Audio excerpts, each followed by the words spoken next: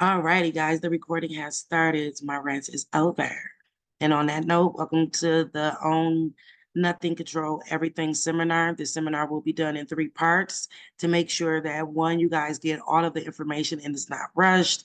And 2, I want to give everybody a fair opportunity to provide this wonderful information. Today, we do have a guest, Miss Credogenics herself, Miss Layla Lockwood.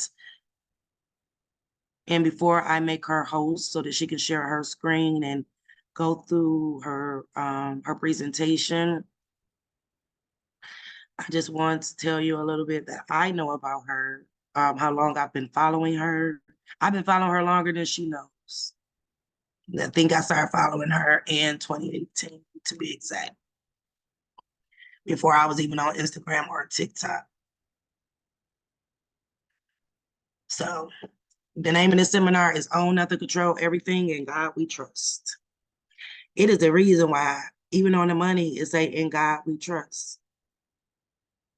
Trust, because everything is held within a trust. Everything they're doing is from the trust.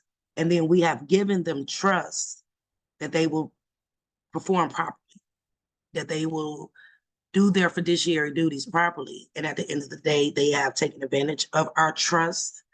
They are wiping the trust that comes from our birth certificate that we know clean. And so now it's time to put the trust back in God, and God is you. It's me. It's us. So now it's time for us to put the trust back into ourselves. Yes, I did pause on the discharging and et cetera. And even though those things are important, you can discharge your car today. You can discharge your house today or set it off. Depends on what terminology you want to use. Balance the books. But if you don't have it in a trust, guess what? They can come right back and take it.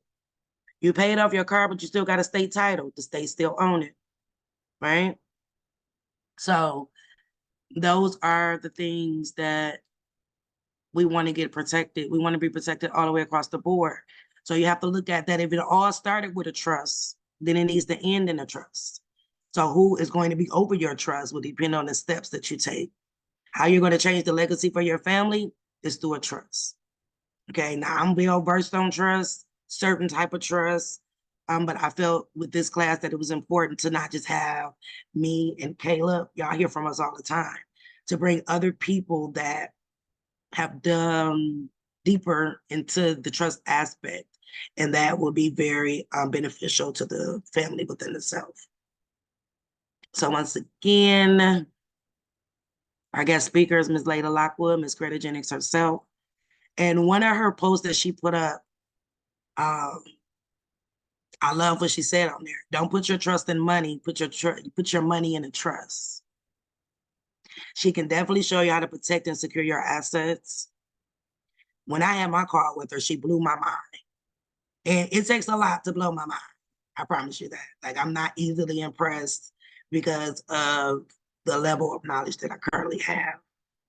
But when I was done with her, because you guys know that I'm not going to recommend anybody to you, I'm not going to tell you to go follow anybody that I have not personally dealt with or know that they are not providing you with incorrect information. Okay. So that's my little spiel for today. I hope y'all got your pens and papers ready.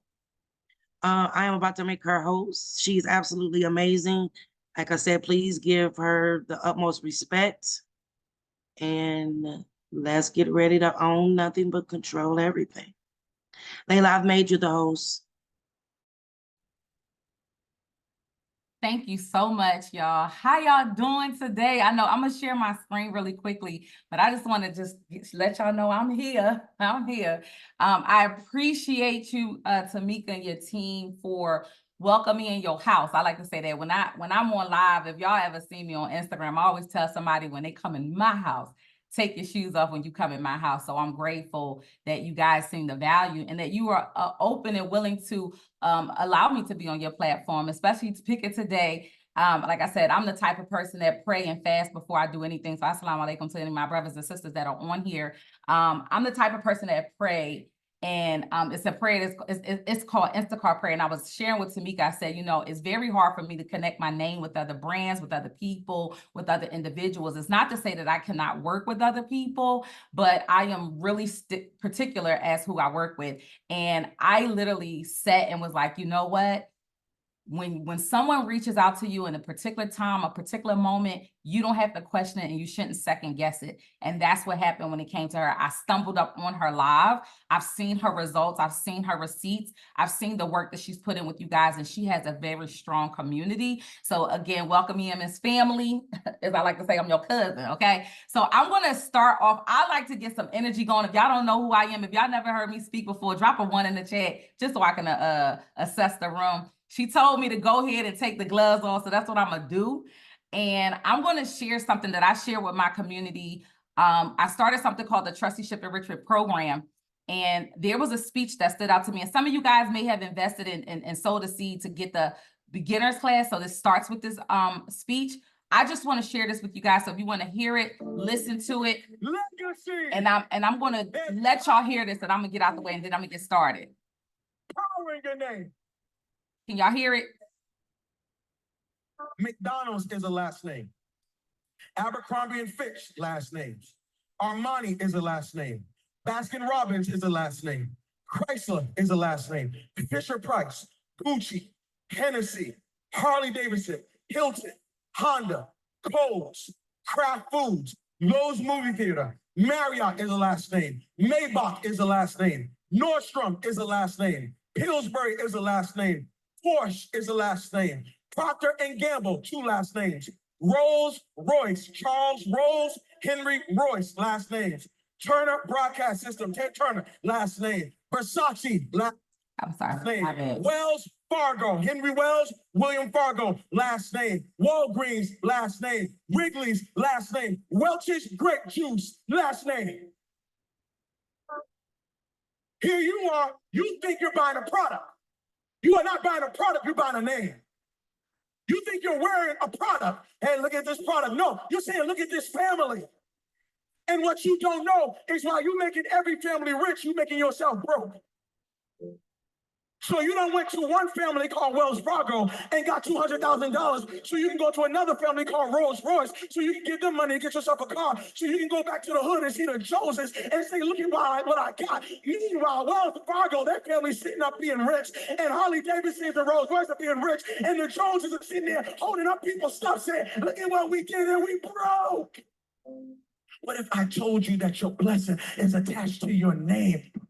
That part of the reason why you're not wealthy yet is because you keep trying to make Yolanda wealthy. You keep trying to make Tasha wealthy. What if you made Johnson's wealthy? What if you started thinking about your kids? What if you started thinking about your legacy? What if God started dropping Canaan and opening up windows of heaven? Because now you're not just thinking about you, you're thinking kingdom.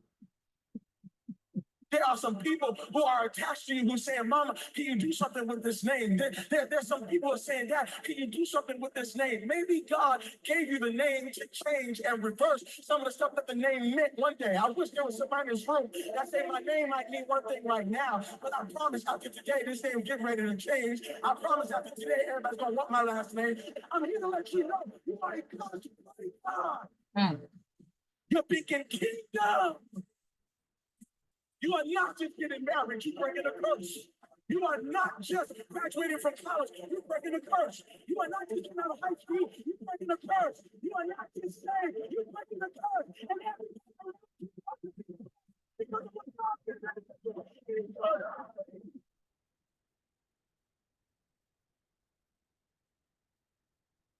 I don't know what my name meant before I got here, but I know it's going to mean before I leave. You got a legacy. Power in your name. A legacy is something that is passed down. It is your mark. It is your footprint in the earth. It is your contribution to the world. Your legacy is something that is passed down. It is your mark. It is your footprint in the earth. It is your contribution to the world. I don't care about legacy. I'm single. I don't care about legacy. I don't have no kids. I don't care about legacy. My family never cared about me. I don't care about them. My life is my own. Why do I need to even think about legacy? Well, here's the thing I have to say to you. The thing you need to know is this. You are leaving a legacy whether you want to or not. Everybody in this room is going to leave a legacy. The question is, are you going to be intentional about the legacy you're leaving? Are you actually going to be intentional, or are you just going to let anything be passed down, anything be given to others on your behalf? Don't let it be so. It's like this past weekend, I went out to go preach. And when I went to go preach, I went into a city and I rented a car. When I went to the rental car, they said, go downstairs to the garage, you can grab any car. When I went down there were only 2 cars. There was one car that looked like it wouldn't make it past Monday.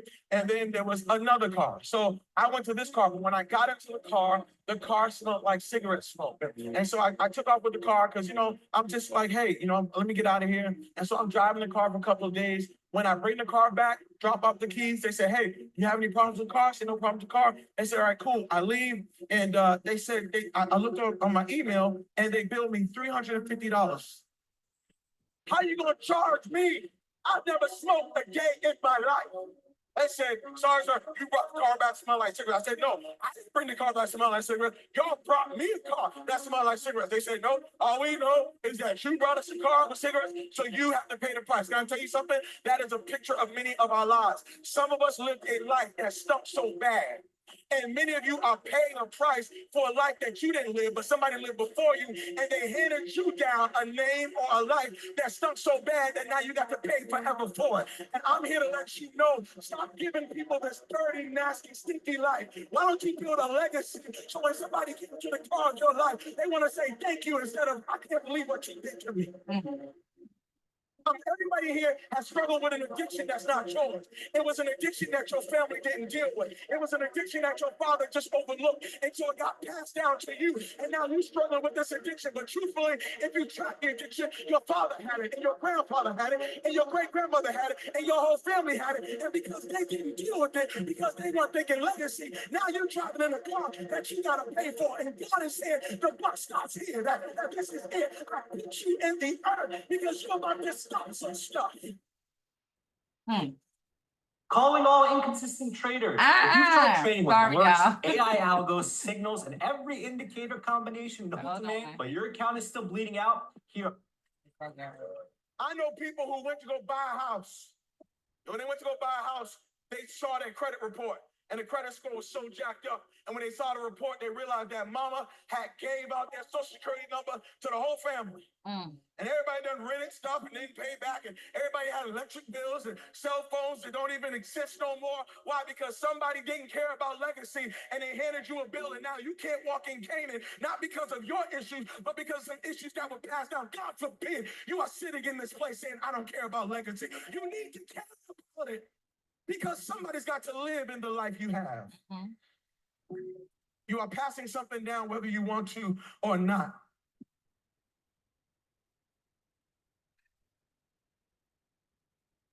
Why are you the only one who knows how to make that apple pie everybody loves?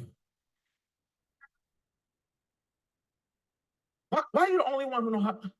So you mean to tell me, can't nobody else make that sweet potato pie recipe but you? So you're going to just die and you're not going to tell nobody what the secret was? Even Colonel Sanders left his secret. Now, come on now. Even Colonel Sanders said, y'all make some good chicken, but when I'm gone, y'all going to keep making it. What I'm saying to you is, why is it that you're the only one? So you own all this real estate and you didn't share that with nobody? You're not going to tell nobody how to do that? You're the only successful marriage in your family. You're not going to tell nobody. You're gonna hoard this information so you can be the only one who wins. You have lost. You have lost. You have lost. And I'm telling you that you are going to have to look at your life and recognize that everything you are doing right now is having major and great impact. If you're going to leave a legacy, you're going to have to remember how you started, but focus on how you finished. I don't want you to forget how you started. I don't want you to forget that father wasn't there. I don't want you to forget some of the conditions that you were raised in. I don't want you to forget some of the rejection, some of the pain. No, I want you to remember how you started, but do not for 1 second let it dictate how you're going to finish. There's somebody in this room saying, Pastor, I don't understand. I hear you, but this sermon got me all messed up. I was feeling good. And then you done preached this sermon, and now I'm thinking about the 60 years of my life I've wasted. I'm thinking about the 60 years of hurt I caused. I'm thinking about the 60 years of stuff I did. I got some college student who's sitting here saying, Pastor, I wish I heard this word in my junior year in high school. I wish I heard this word in my sophomore year in high school, because I did some stuff as a sophomore that I'm still paying for now. I did some stuff as a senior that I'm still paying for now. Can I tell you something? Your yesterday may have been jacked up, but God knows how to take the old and make it new. I came to preach to somebody today and let you know your first 60 years was jacked up, but your next 60 days, God says, I will turn it into such impact. I will give it such greatness that you won't even remember some of the stuff that you jacked up. Legacy is built now, but experienced later. If you are going to leave a legacy, you got to start building now. I'm talking to college students, okay? Don't wait. Oh, when I graduate in 4 years, I'm just going to live it out. And then when I graduate, I'm gonna be free. I'm gonna get serious about my life. Can I tell you something? I know 40-year-olds who are living under the consequence of things they did from 18 to 22. And they thought that when they left school, that they left the issue, not realizing that the issue followed them all the way into their adulthood. I'm telling you that right now you are a builder. Right now, you have to start building your life. Now, you got to start building credit. Now, you got to start building your finances. Now, you got to think like a farmer. A farmer thinks sowing. I'm sowing seeds, realizing that I'm not going to reap this until later.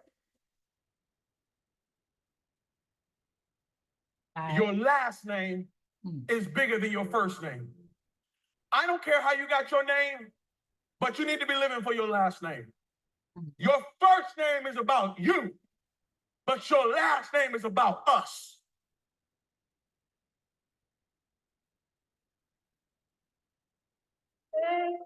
All right, y'all. So I just wanted to get the energy going.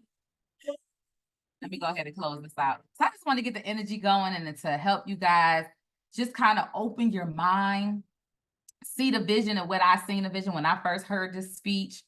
And everything that we're doing is to focus on building legacy. Some people may get a trust and they say, I want to just do this, I won't pay this. I want to do this, I want this. You got to think about the person that's coming behind you. So I'm gonna go ahead and get started, but if you will, I want to put my disclaimer here because I am not an attorney. I don't present myself to be an attorney. I'm an economic activist, I'm an advocate, and to protect the intellectual property and as well as the person speaking in this video. I do not promote fraud, deceit, or offensive content. I should not be held liable for any conduct, for any content, for any viewer viewing this video. I just want to have the conversation. So it's called Trustworthy Talk. And of course, it's surrounded by own nothing, control everything. So it's a trusted conversation about legacy. So a lot of you guys are here today, or whenever you're watching this, is establishing a trust. But I want people to understand how powerful just the tool alone is by thinking, okay, I need to shift my mind to change my trajectory of my family. But I want people also to understand that the document itself is not worth anything unless you know how to use the tool. That's just like if we had anybody that build a house and they got a hammer. If you don't know the dimensions and the things that have to go inside this particular building a home, the tools are worthless. So even though establishing a trust is a powerful tool, hopefully by the end of this presentation, you'll start learning how to work it, utilize it, live within the means of orchestrating this document and saving the assets that you amass in your lifetime, even if you're just starting out. So protecting your assets is also good for ensuring that you're providing for your loved ones while you're living. And even after you're gone, it's like telling your story beyond the grave, or like I say, while you're living, each and every one of you guys, whether you know it or not, are writing out your obituary.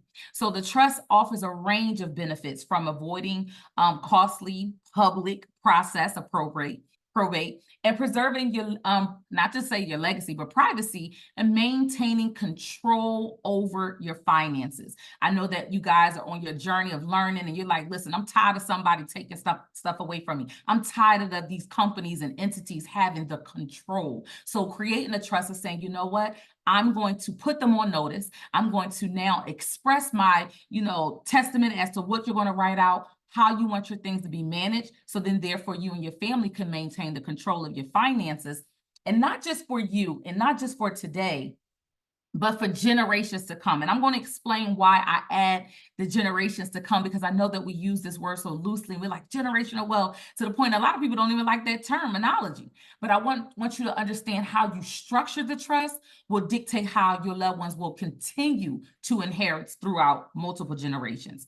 All right. So here, contrary popular belief, as family trusts are not just for the rich and wealthy. Trust benefits individuals of families of all income levels. Okay. I know that some of us is like, look, I got to go to work. I got to, how does this work for me if I'm just starting out, if I'm in between blessings, if I like to say that, write that in your notes. Okay. So you don't want to put yourself in a position to say, I don't have. You want to put yourself in a position to say, I will have, and that the trust will be the foundation, because once I gain something that's valuable, I want the trust to protect it. So you can get a trust structured and created just starting out. It's also good for helping to protect your assets and family assets as well. You can do this collectively as a family business, or I like to call it a family office. Okay.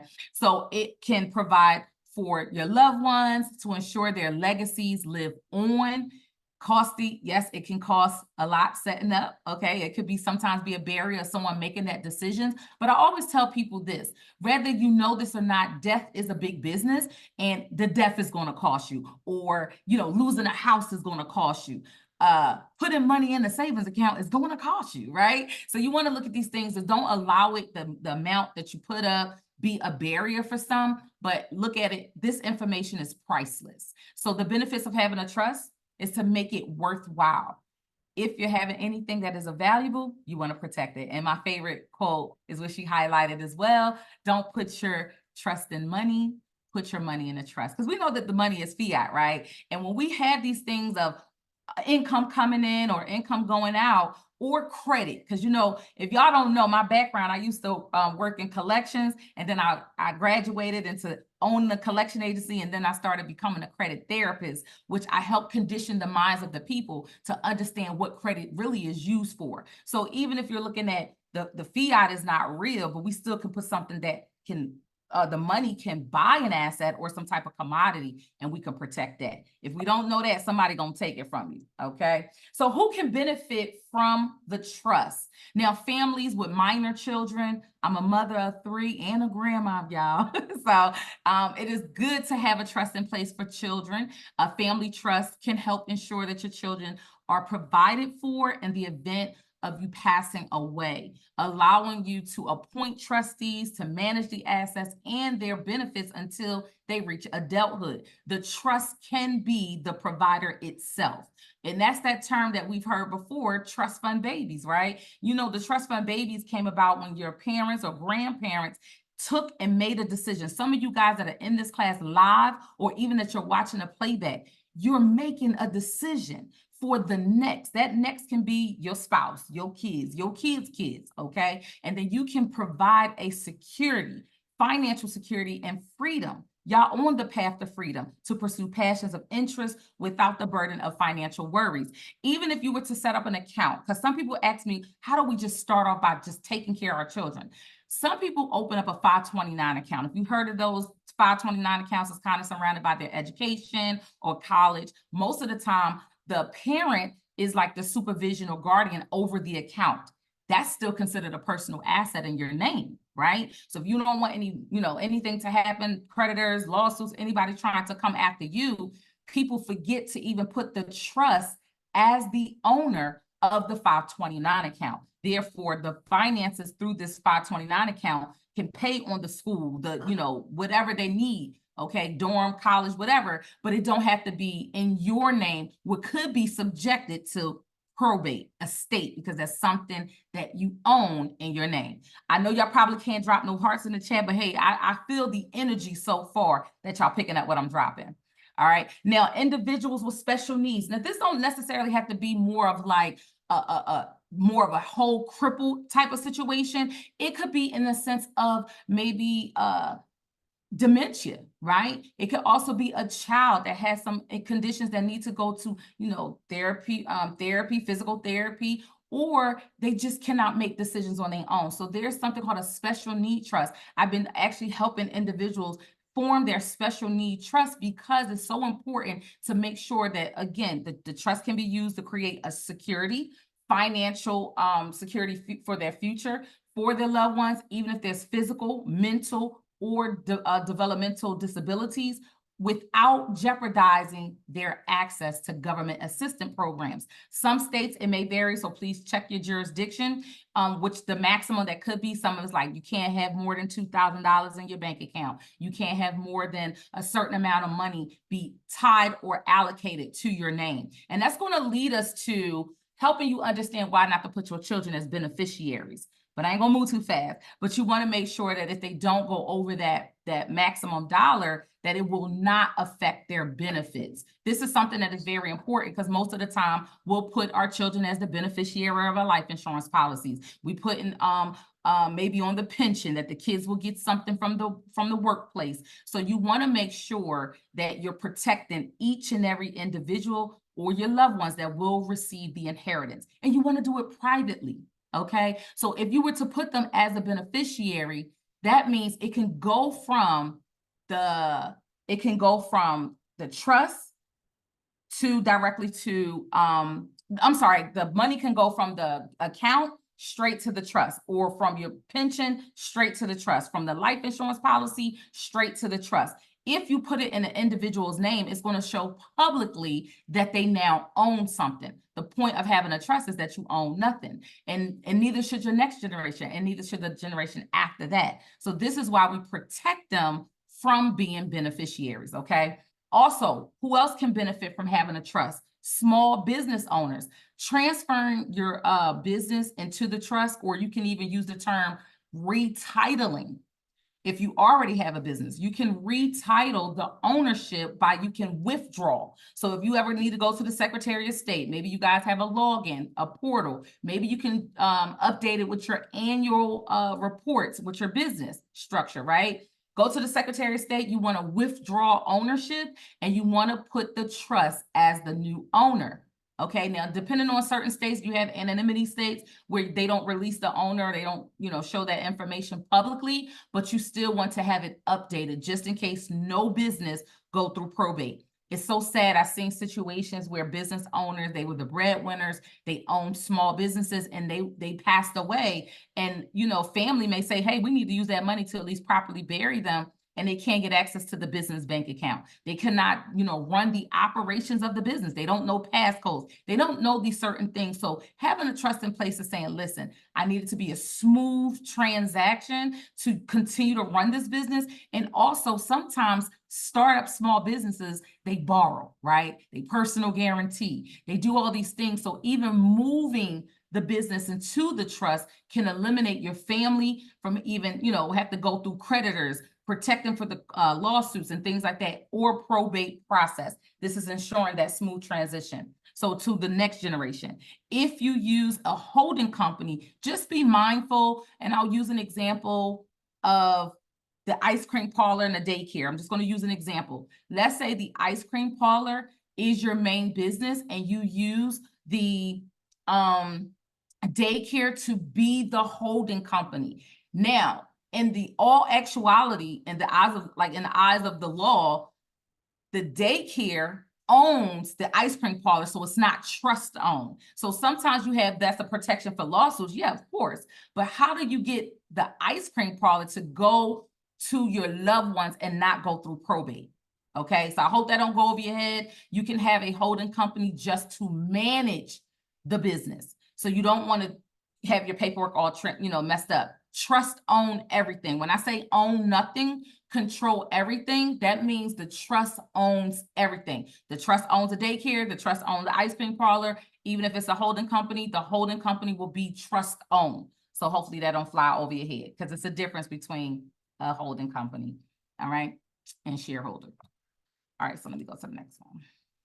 Now, when it comes to the benefits of why we need a trust, avoidance of probate. That's like the biggest thing, right? A lot of us, we say we come from nothing, but you know what I had to do? I had to stop saying it, because My grandmother my grandmother is, let me say that she's not doing the work that she's doing. She was a hairdresser, she was a foster parent and things like that. And she was getting a lot of money through the state. And she had some money coming through. But the thing is, she had the plastic covers on the couch. She had things, and then the home was not protected.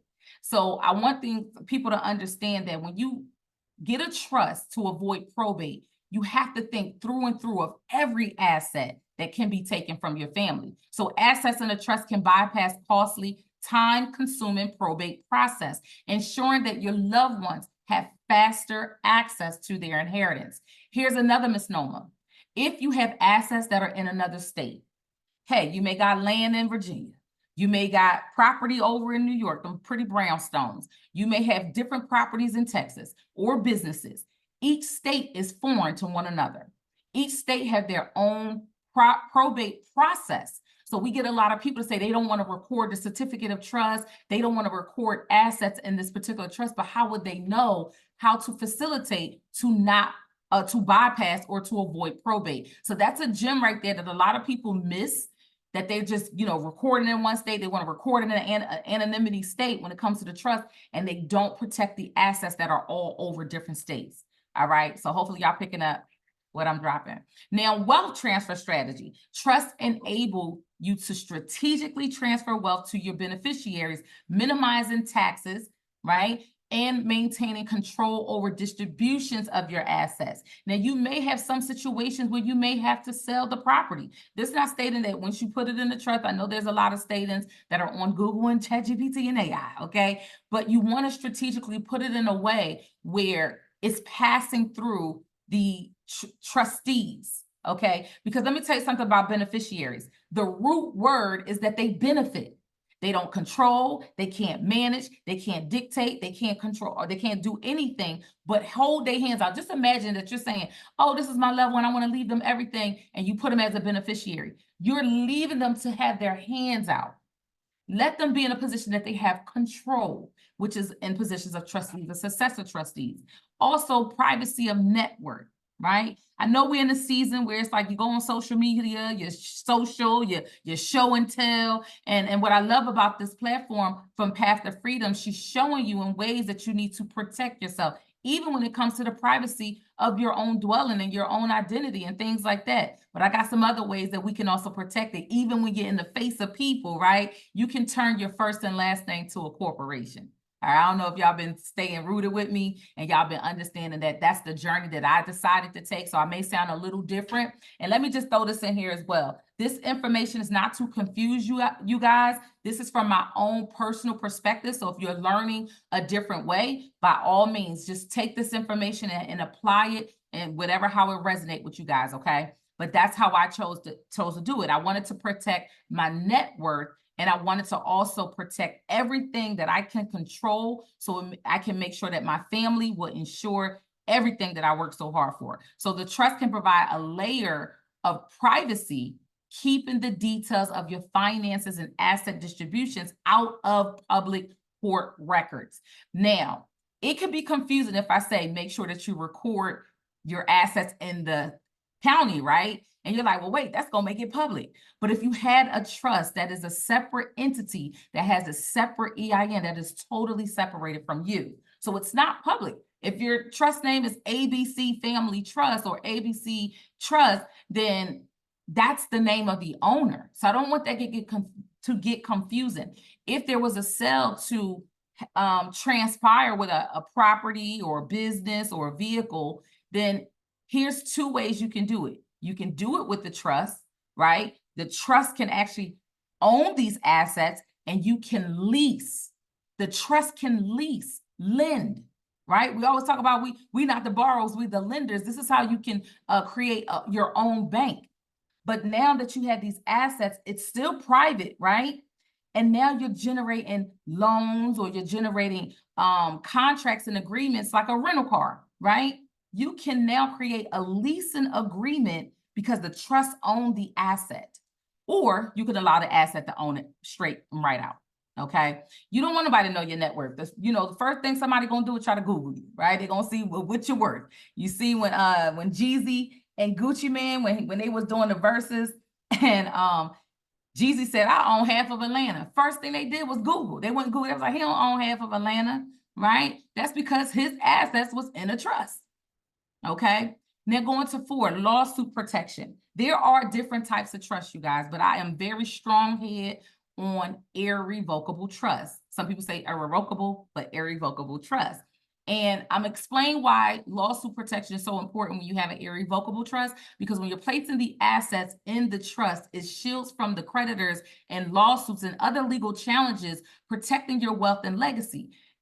And let me explain that, because a lot of people didn't understand why irrevocable was so powerful outside of why attorneys really don't typically promote irrevocable. The stigma is once you remove the asset out of your name, meaning you give up ownership, like my saying, own nothing, you know you remove that asset out of your estate. So when I started understanding, wait a minute, we already have a estate that is produced, right? The estate means the total, the sum of everything that you own in your name. So here's how we deplete the estate and become private. You're removing ownership of the things that you own. And now you're giving the ownership to the trust. Now, some may say, well, if we do that, we can't make changes. I don't know who I sound like, but you don't know. You get what I'm going. And when you have a revocable trust, and I just want to break this down really quickly, but when you have a revocable trust, you still have the control. You still have the ownership. Yes, when a person dies, it then turns to irrevocable, but what they're not telling you in between is that you die owning them. You died. The last thing you owned in that moment was the care or the responsibility or the control of these particular assets, and that you cannot undo it because you're no longer here, right? But that won't change from a creditor, any type of company trying to sue at the time that you have, because guess what? Companies have a look back. They have a look back time period, and they can challenge it, okay? So I do want people to understand that. Also, when it comes to revocable, it's still a part of your estate. And you can look the stuff up. I always want you guys, don't just follow me, follow the information, okay? It is still part of your ownership, which is still could be a part of your estate. So if you had some tax liens and things like that, they've taken it right out the estate. And we don't get to see it. It's taken out the estate. So that's what I mean by shielding and protecting your wealth and building your legacy. You're getting it out of the estate before somebody else do, okay? And also when you have a business, I know that when you have a LLC, make sure that you have business insurance, because we get a lot of people that may have go into real estate properties. They go into these things and they just say, oh, I got to trust and protect me from lawsuit.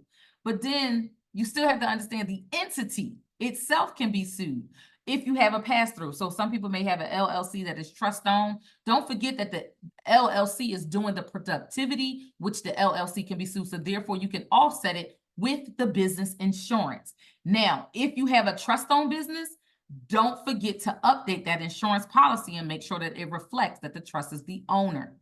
All right. Also, tax benefits. Let me put my disclaimer here because I know how they like to tussle. Okay. My disclaimer is I am not a CPA. I'm not a tax preparer, okay? I'm an advocate, and just by seeing the process of other experiences and, of course, other help that we've helped individuals, we've seen a great tax benefit when it comes to shielding and protecting the wealth, that you don't own anything.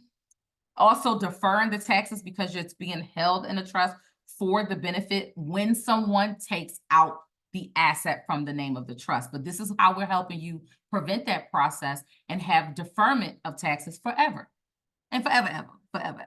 Okay. So depending on the structure of the trust, you may benefit from a reduced estate in the gift tax or income tax, further preserving the wealth of your heirs or your inheritors. Also, did you know that the IRS is a private debt collection company? Remember, you guys, I used to own a collection agency, and what they do is they are federal fund, like they're federal funded or they're backed by federal agencies, but they are a debt collection company. Just like a typical, not say typical, but just like a LLC that's created from Secretary of State, they are also created from the Secretary of State. They are not the boogeyman, okay? You want to learn some of the codes and some of the forms, I mean, they're very helpful. And be honest with you, they're like, this is how you fill this form out. Hey, this form is for this. So if you want to go through this journey of understanding the benefits and the process, start going and making them your mentor, okay? So you can avoid being harassed or your family being harassed. Also, control. That is the main thing, or not the main benefits of having a trust. When I say it gives you so much control without owning nothing, they don't know who. They say ABC Family Trust is the owner of all your assets. They cannot come after you personally.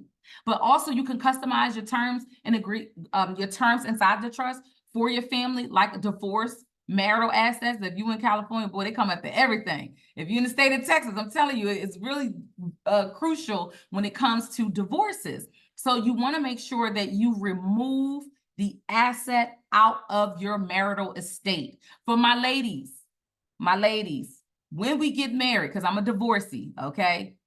When we get married and we take on the spouse name, we abandon our estate, okay?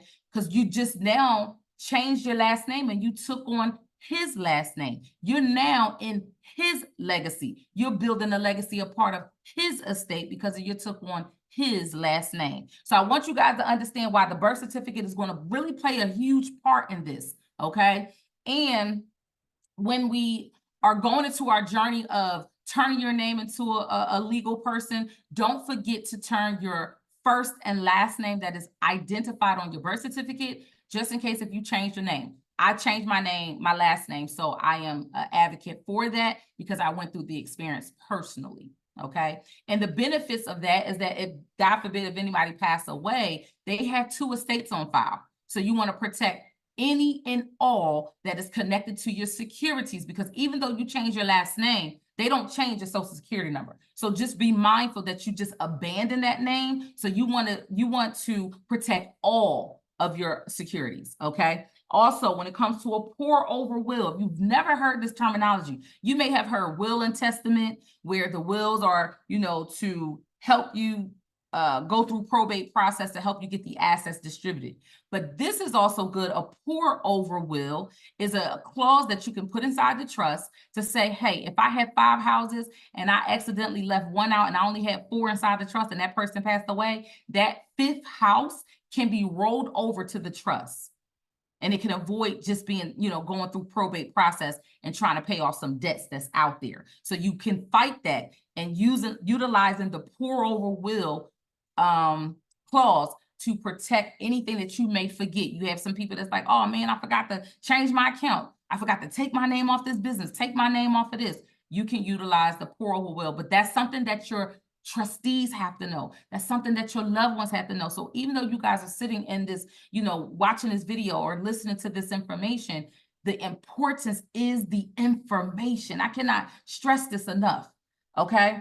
I know I'm long-winded, y'all, so please bear with me. All right, so how to fund the trust. This one, it gets good because I explained that, and I've seen it time and time again, where individuals go to an attorney, and I'm never the type of person that's going to stop you from sitting with a legal professional or any type of legal counsel. You still can go to a legal counsel. That's up to you, okay? But the good thing is, by sitting in this information and learning it up front, you can now have a level-head conversation with an attorney. You can now advocate for your family and say, this is best for me and mine, or this won't work for me and mine, all right? So that's why I say you still can sit with an attorney, but there's no law that mandates any individual that they cannot set up their own family trust or their own private trust, and this is why a lot of people are learning how to do this.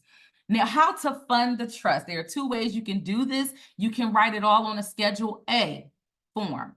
Not a really big fan of that. I like to make sure that I title everything in the name of the trust. That is the second way. So things that you can register, things that you can put as owner, like the owner of the vehicle, owner of a jewelry, owner of, anything, homes and stuff like that. You want to make sure that you retitle wherever you will normally put your name. You will withdraw it. You will remove your name and put the trust. So it's crucial to understand how to properly fund your trust. You may choose to add some things over time. This is where I talk about when you go to an attorney, they got all the power because they drew up the documents. they don't tell you how to fund it. They just take all your information. They tell you write all your assets, right? Write it all on a sheet of paper. And then you're just walking away thinking that everything's in a trust, and it's not.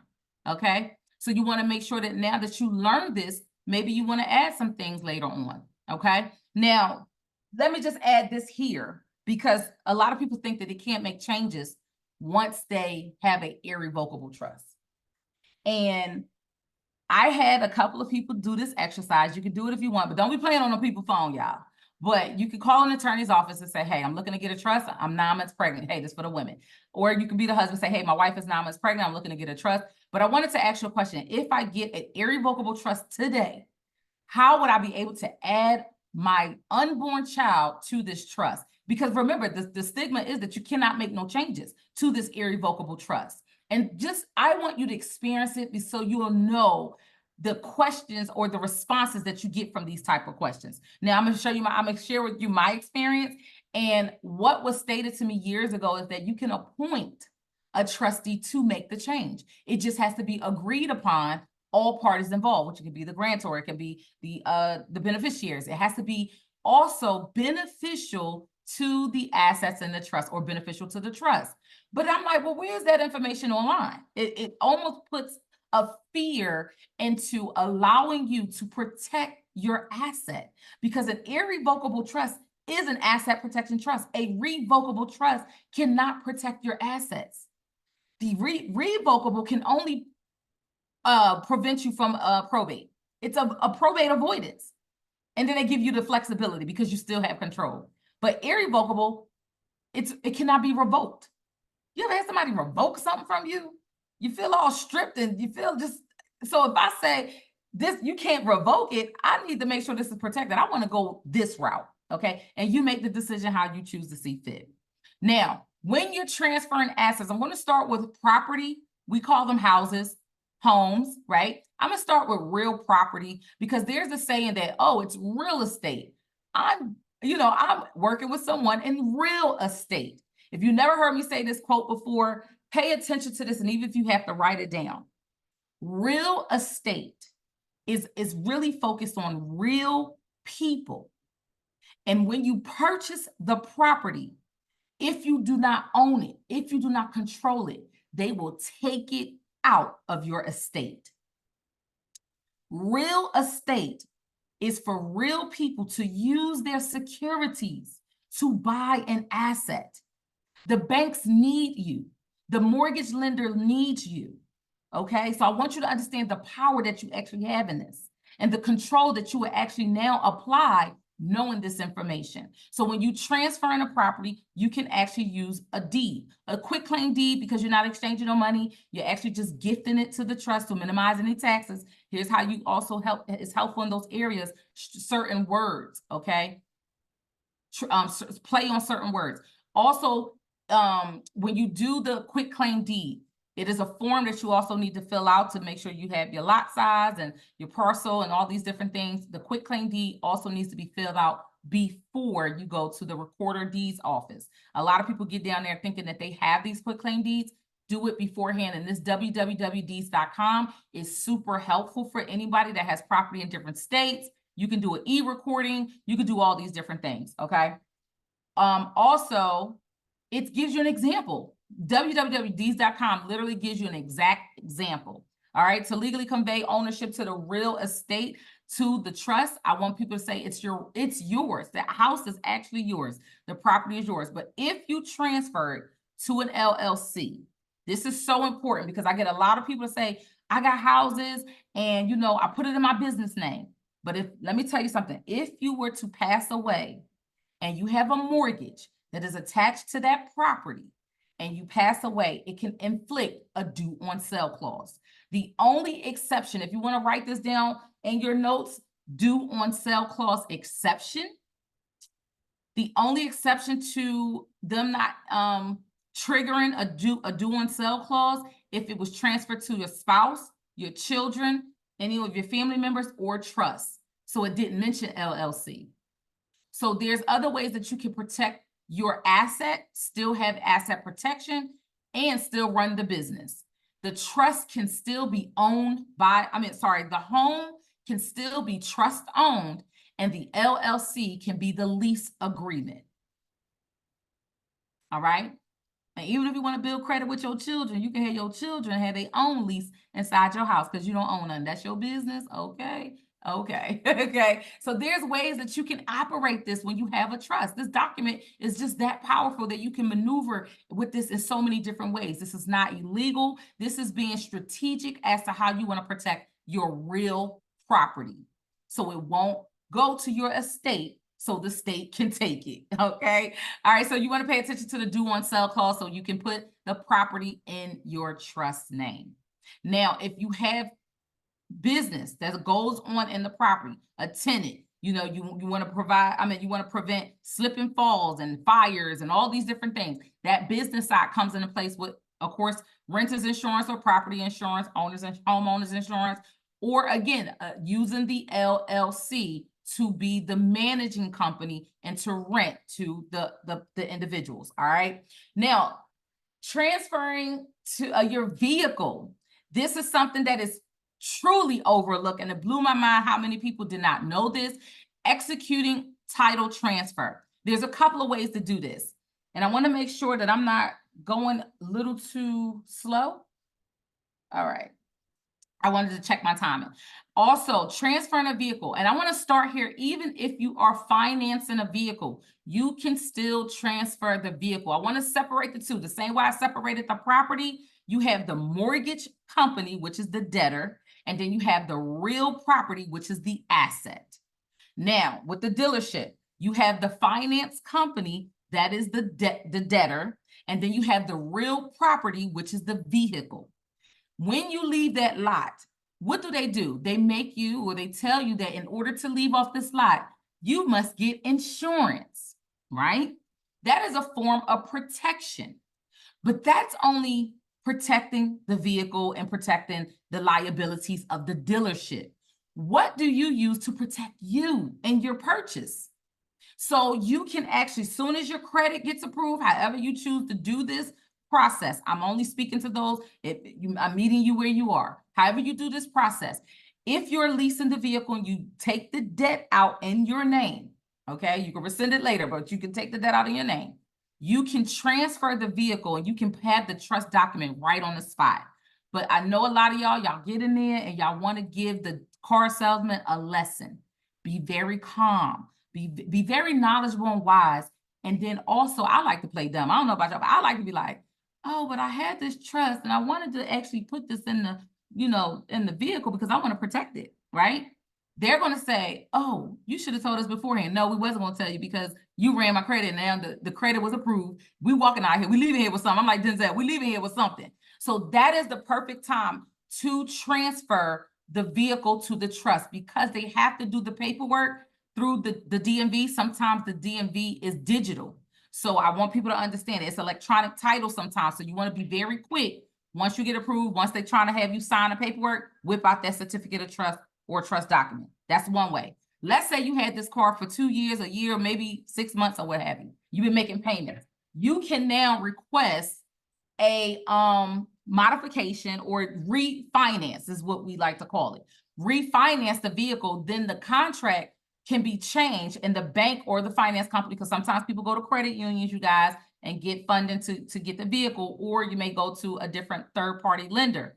Once the bank releases the title, they need to send it electronically to the DMV. Then you go to the DMV with the trust document, okay? So this transaction takes some time, but you have to be knowledgeable so they won't try to play you, all right? So it's two ways. Either if you have the vehicle paid off, you can do it immediately right out. You don't got to wait. You don't got to go through this process. But if you just get in a car, you can do it right on the spot before you drive off the lot to protect the vehicle. Or you can also transfer it into transfer the vehicle into the trust if you already have this vehicle and been making payments. So those are the ways that you can do it. Opening up a bank account. So far we have 2 assets in the trust. We doing our thing, right? So open new bank accounts. And some of you guys have bank accounts. You got 9, 10, all across the board. And some of you guys are like, oh, I've been with this bank for 20 years. Stop having emotional relationships with these banks. Just think about protecting your loved ones and your children. and your money, okay? So when you open up a new account, immediately put the name as the owner, so the trust or trustees, co-trustees can also manage the wealth. You want the co-trustee to be present because they have equal power, like you, or successor trustee. You at least want to have one present to sign as trustee, because let me tell you why it's important to have at least one successor. Because you don't want to have a situation where you may be out of the country, you may be maybe in a hospital, but you're not on a deathbed and you need to still continue to pay bills. You still need to do something, but you need someone to sign and you need someone to do transactions for the bank account. That successor can dictate and control while you're still living, okay? If it was a beneficiary, we gotta wait till the person die. That's why people be pulling them plugs now, all right? And this is why people are afraid to tell their family that they will inherit wealth, because they think that they're gonna kill them for the money. Educate your family, all right? So those are different ways that you can do it. When you open a new bank account, the reason why I'm specifying new, because I'm gonna help you if you already have one. When you have a new bank account, you want to sign the signature card as trustee. This is a very small, but it's a huge mistake, okay? Because if you don't sign as trustee, then it means that you operated in your natural individual capacity.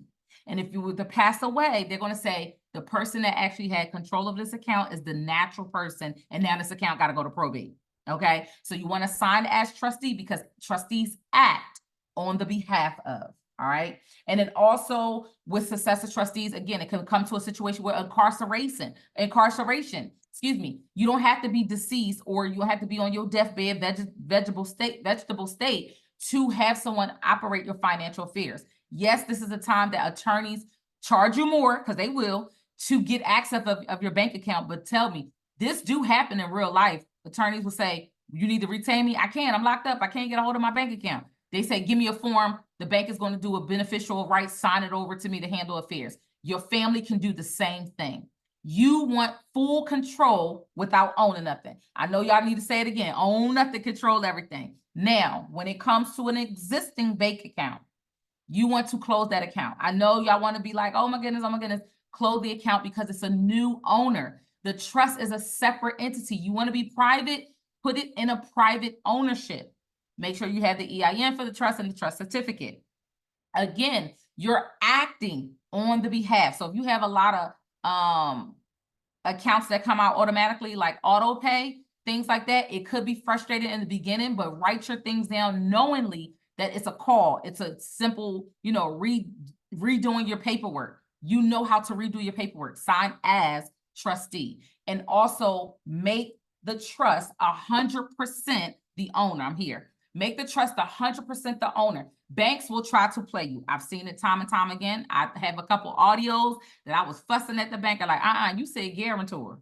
He's like, well, you know, I mean, grantor, guarantor, it means the same thing. I'm like, no, it don't. It's very different, okay? So you want to make sure I had him turn the computer screen around and make sure that the trust say 100%. You know why that's important? Because sometimes they get confused and say, oh, you're the owner. The trust is on there too, but you're the owner as well. We need beneficial rights. We need somebody to be the owner. The trust is a person. Write that in your notes. Person can be a human or non-human entity. Please write that down. Person can be a human or non-human entity. The trust is a person. The trust is 100% the owner. And you also, I guarantee you, no one has, even the banker, nobody has said when you open up just a regular bank account, they say, who's going to be the beneficiary on this regular bank account? They typically don't ask. You have to ask them. Some of them call them transfer of death, payee of death, right? But those things go through probate process sometimes, depending on if they died in debt. So you want to put the trust as the beneficiary on the account. Why? Because individuals die. Trusts don't die. So it's like, if you want to remember this, it's like the front door and the back door. The trust is 100% the owner. The trust got to cover that back door, okay? And don't forget to sign the signature card as trustee.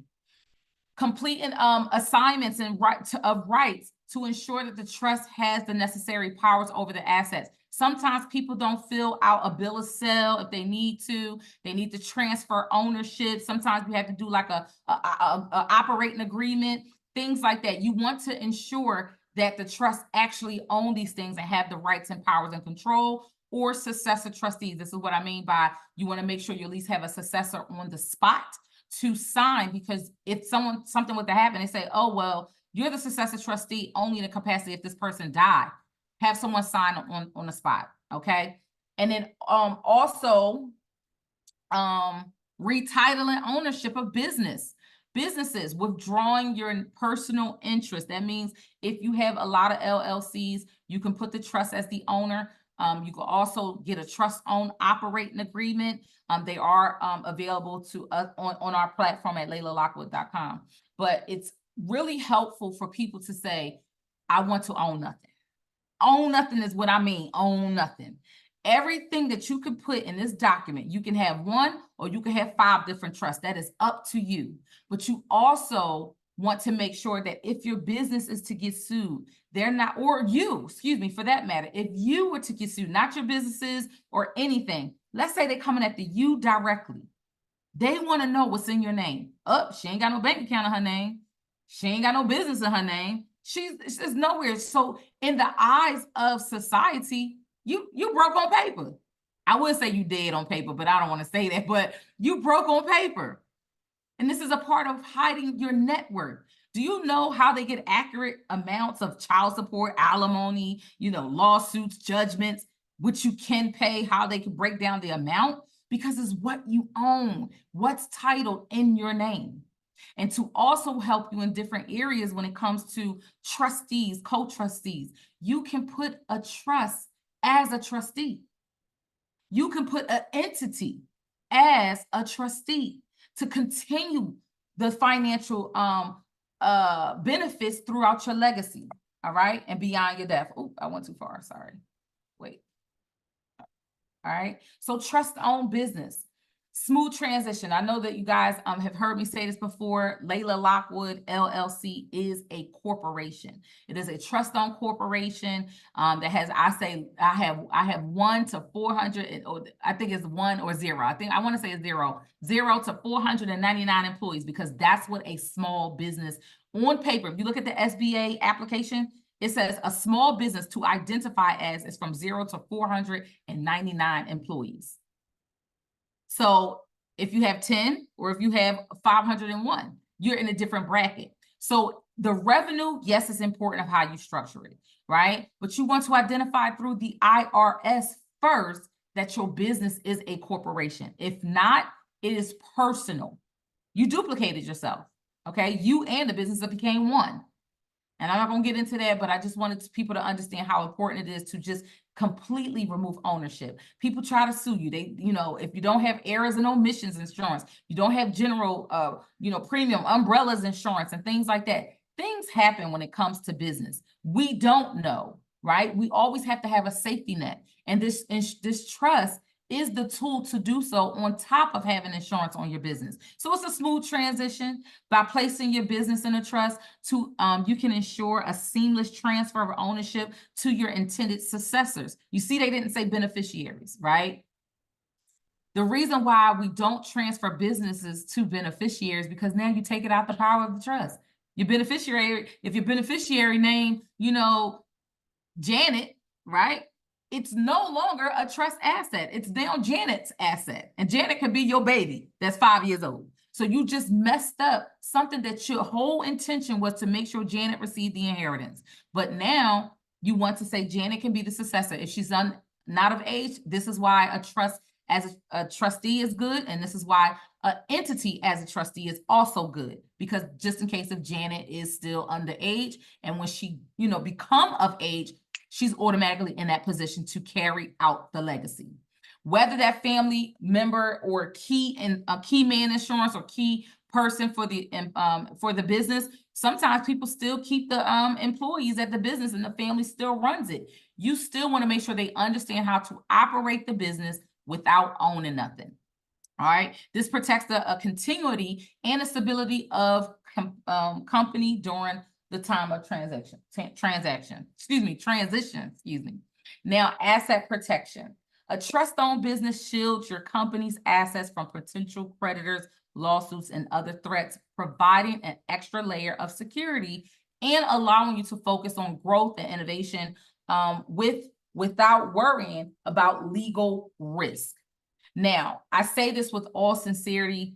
This is not directed to anybody. This is something that it is very important to know that when you are opening up a business or even just having a trust itself, it is not to commit fraud or to operate under false pretense or doing anything fraudulent. I have had some people through Instagram, they're like, oh my God, I got the PPP loan, I got the ERC loan, I got this. They're coming after me. Oh my goodness, I need your help. I cannot help you, okay? And that is because they're going to have a look back process. There's something called the look back. And if they can prove, they can take you and your trust, okay, you and your trust to court. The trust don't necessarily have to be sued because the trust didn't do business, but you hold a fiduciary relationship and fiduciary responsibility. So you want to make sure that you're doing it with the integrity. Have the right mindset. Now, by all means, this is not throwing nothing that's saying that you are doing it to commit fraud. This is saying that you're creating this trust to protect the asset and protect the wealth of your employees, right? Sometimes businesses get sunk under and they got to shut it down and people out of a job. So you want to protect these creditors for coming after you. I'm gonna tell you, American Express is the mob. They will sue you, all right? Other than that, also have insurance as an asset protection to minimize the legal risk. Preserving legacy, placing your business in a trust enables you to preserve your entrepreneurial legacy, ensuring your life's work continues to thrive, and benefit your family for generations to come. This continues a lasting impact and go beyond your own lifetime. You know, you hear people say, oh, I inherit dad's business. I have received the control over this person's business. Even if you look at Chick-fil-A, I'm gonna give you an example for Chick-fil-A. Chick-fil-A is on their 4th generation when it comes to business. 4th generation. Even though we may not see it, right? The good thing that I like about the ownership right now, it says, if you Google right now, Chick-fil-A owner, it's gonna say Kathy family, right? And when I heard one of the trustees, I'm gonna call him a trustee, one of the owners of Chick-fil-A, he said that in his family, it's like they're passing the baton, not when someone's on the edge of their deathbed, not when they actually pick and choose in the family who is equipped, who they're raising to carry out the finances, to carry out the transactions, carry out customer care. Anything, they pick and choose their loved ones. It could be somebody married into the family. If you look at T Rump and his family, right? I call him T Rump, y'all. But if you look at T Rump and his family, if you look at the wives, the husbands, you know, he hired them. Okay. So it's important to learn this information and you operate it with your family. Put in an estate as beneficiary to control wealth. I remember saying this one time and it rocked somebody's world, and it wasn't a natural. It wasn't just a regular person. It was an attorney, and they was like, "Oh no, she didn't. No, you can't." So I wanted to break this down in its totality to kind of help individuals understand why it's important by putting the estate as the beneficiary. The good thing is that the estate is the sum, the total of what you own. The estate is an entity, okay? So when you do this, you maintain the control. When you're designating your estate as beneficiary of your trust, you retain full control over the assets during the lifetime. This ensures your wealth is distributed according to your wishes, but is done privately, because the beneficiary is a part of the trust. Remember, the 3 parties that makes a complete roles of the trust is the grantor, the trustee, and the beneficiary, okay? Remember, the beneficiary don't do nothing but benefit. What happens when you don't have a trust, right? What happens when you just have a will? What benefits? They sent Aretha Franklin's, all her money and her wealth went to the estate. Prince, all his money went to the estate. Chadwick Boseman, if y'all get where I'm going with this, all of the wealth went to the estate. So why would we not make the estate the beneficiary? It seems like the estate is the one that's packing it and getting all the money, all the wealth, all the houses, right? Also, tax optimization.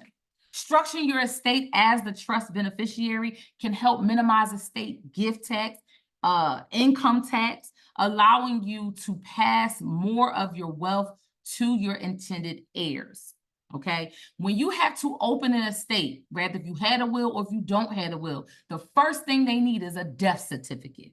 But when you have a trust, you have a trust certificate, the certificate of trust, right? All right, I know I got y'all excited. Okay, let me get through it. Let me get through it. Flexible is flexible administration. Because see, you can't open an estate without probate. You can't open an estate without the executor. But the executor is the natural person, and they got to now run around holding your responsibilities. But what you can do, you can stop the creditors. You can stop the hyenas for taking, filing claims, lawsuits, putting liens on the estate. So with the estate as the beneficiary, the trust terms can easily modify to adapt your changing needs and circumstances over and providing for greater flexibility. All right. Now, when I just mentioned about a will or not having a will, this is now I'm talking about the will and testate. So you have something called the intestate versus the testate. So intestate meaning that they died without a will. Okay. And then testate is they died with a will, protecting their estate. This is why we need to understand this, why the estate should be the beneficiary. Now, trusts are legal entities that hold property and assets for beneficiaries, right? But so do estates. Nobody ever break that down. Estates hold the wealth of some wealth and debt. See, that's the difference. The estate holds the wealth and debt of individuals because remember, the estate is the total of everything in your name. It could be the wealth and the debt. But when you have a trust that holds the wealth and the properties for the benefit of the beneficiaries, that's what the estate's supposed to do. That holds the wealth, but it still holds the debt. And then somebody's supposed to be the executor to distribute who's going to get it for the beneficiaries. But no one breaks the separation down and why it's important, okay? Just like, oh, dang. I'm getting ready to close. All right, I'm getting ready to close this, all right? Just like an estate, death certificates are used to open the estate. So when you utilize the birth certificate to put inside the trust, you're recording your birth. How would we know that you had a trust if you don't record the decedent? Putting them on notice that, wait a minute, even if I authenticate it, you could still put the authenticated birth certificate number inside the trust, even if you want to make the claim of your securities. Intestate is when you pass away without a will. Your assets are distributed according to state law, which may not align with your wishes. So why would we want a will? Okay, unless we have a will, a pour over will. This results in your estate being controlled or state controlled or controlled by the state. But we want family control. We want our loved ones to control everything because we never owned it in the first place. Now, a testate, oops, you know, somebody died with the valid will. They thought that they had everything in order. They wanted to write their wishes down. But if anybody ever pulls up, and I want you guys to write this in your notes, please pull up a template, an example, look up an example of a valid will or a will. It's going to say, in my demise, in my passing, immediately. That's the part that blew my mind. Immediately upon death, if I died in debt, if I died upon medical expenses, that they are to be paid first. That's the part we don't get to see. So y'all tell your mama and them, tell your grandmama and them, tell your granddad and them, go ahead and pull it out the cabinet and dust them off and read this paperwork, because now when you signed it, it is a bond. That signature is your bond to what that paperwork says. And then that person is no longer here. And then you done passed on debt to your loved ones. And then you died in debt. And now the state is telling your family, you got to pay the debt. And you submit to it, you adhere to it because you're trying to get through everything because you want the crumbs that is left. Because I'm not saying that some, you know, people that had wills and they went through probate and it was a fast process and they got the asset. I'm not saying you still get it, but you don't get 100% of the inheritance. And I'm about to say, damn, and your daggone sure don't get the control. So this is important. You want to use your estate as the beneficiary to protect that estate. You can put them on notice by recording your birth certificate in the trust, setting up a trust to create protection, privacy, and minimizing tax burdens. This provides you with greater control. I keep saying it. I know the saying is own nothing, control everything, but it's all about control, okay? And I'm gonna close with this. The key to generational wealth is create something that outlives you. When you put a trust that could be the trustee of a trust, you now roll over to the next trust and the next trustee. Your beneficiary is the estate. All right. Also, I was laughing because they say trustworthy tax. So then you're creating what we call it blockchain, right? We're calling it, we're actually creating this chain, this barrier. We call it curse breaking. This is how you break the curse. You keep the wealth in the family. You keep control in the family. You're still telling your story beyond the grave. What you do today will feed your family for a lifetime if you have it properly structured, if you properly fund it, right? There's a lot of people that's getting into investing, maybe digital currency. You still got to protect the account. It don't have to be public. It could be private. You can have a key code. I forgot what they call it, but you have a privacy code, a riddle. The riddle can be written inside the trust. If you have Bitcoin or privacy coins and things like that, I'm not against anybody on their journey, but you want to create something that outlast you. Establishing a trust is a powerful tool, but you got to know how to work it. This can provide a range of benefits to individuals, entities, and your family. From protecting your estate or protecting your assets, ensuring that your last testament is carried out, is to minimize, and this is all depending on your jurisdictions. I know there's a lot of people from different states, counties, all right? And also foreign, they're private. They have now became a private citizen or national, depending on who we talking to, okay? And the estate tax, inheritance tax, gift tax, distribution tax. You know why distribution tax can be also deferred? Is because you never take it out the name of the trust. When you put a successor as the trustee, the successor has the power to add another child. How do we get the 4th, 5th, 6th, 7th generation in the trust? It's because you got to put a trustee to now add that person. And when somebody's born, add that another person, add another trust, add another person, add another policy, add another insurance. But you have to know how to do that. You can put a clause in it that had that trust extended to 99 years. So it's also good for preserving your privacy, and properly structured trust can be invaluable in a part of your legacy plan. Whether you know it or not, you're going to leave a legacy. A lot of people leave debt as their legacy. A lot of people don't leave nothing at all because we use the terminology. I came from nothing. I started from scratch. I came from the muscle. I got it out the mud. We want to change the narrative, change the trajectory as to how you live. I'm a mother of 3, because I'm saying my grandson, but I try to take my grandson. But I am a grandmother.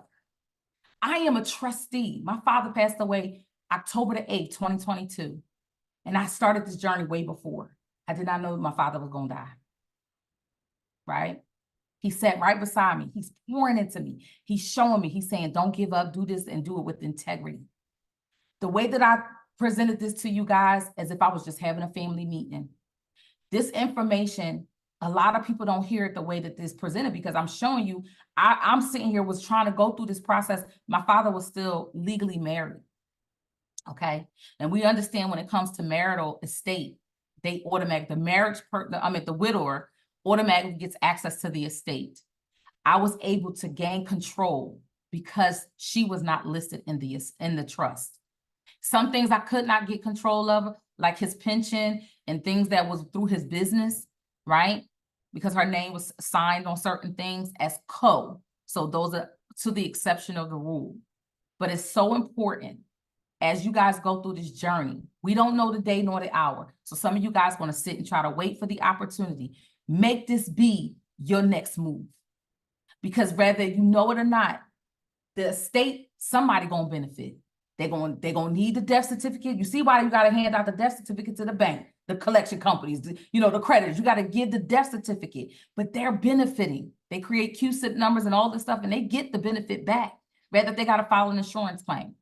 This is your insurance. The trust is your insurance. The trust is your credit, because you're able to now keep it and then give it to somebody else. Therefore, they don't have to come in and start from scratch. They can now say, this is where I'm gonna pick off because I'm gonna add more to it.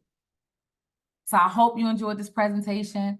I pray that you guys learned something new and that you enjoyed it. Thank you, Tamika. I'm handing it over back to you. Stay rooted. All righty. I hope y'all were taking notes because there was a lot of good information about estates. Like, come on now. Thank you, thank you, thank you so much, Layla. I appreciate you so much and the information that you poured into them today. Like Caleb said, I hope you guys got more of an understanding of how trusts are supposed to be set up. Like I said, this class will be done in 3 parts. And what Layla went over today is the public side of it, right? Because it's going to be recorded and et cetera, which is the start of your protection. And in order to gain access to your trust that we know they're all using, and you have to have everything set up properly, right? And we also know that we have to be able to operate in the public and the private, the red pill, blue pill, you know, so once this series is over, you will have the public and the private side, how to protect everything on both sides, but more importantly, be able to control everything. For you guys that do know, I got into this, you know, this whole being free because my mom only had a wheel. She had just the wheel, and we had to go through probate, and they stole everything. She ain't had no debt at all. She ain't owe nobody.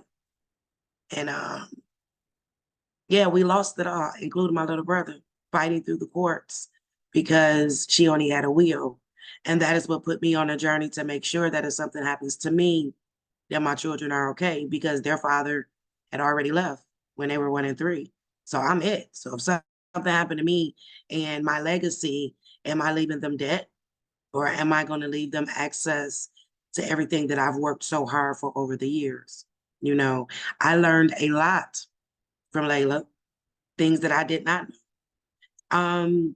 Layla, if you don't mind, can you pull up one of the forms through the DMV that shows them how they can go and move their car in a trust? Your DMV has these forms. You just don't know to look for them, right? Oh yeah, they have them. If you don't mind pulling up one of the forms, when you got it up, just send me a message and I'll remake you host again so that you can show that there is in a form for you to be able to transfer your car into trust, whether it is a leased one or if it's one that you already own. Because as I said in the beginning, if the state name's still on there, then what? Right?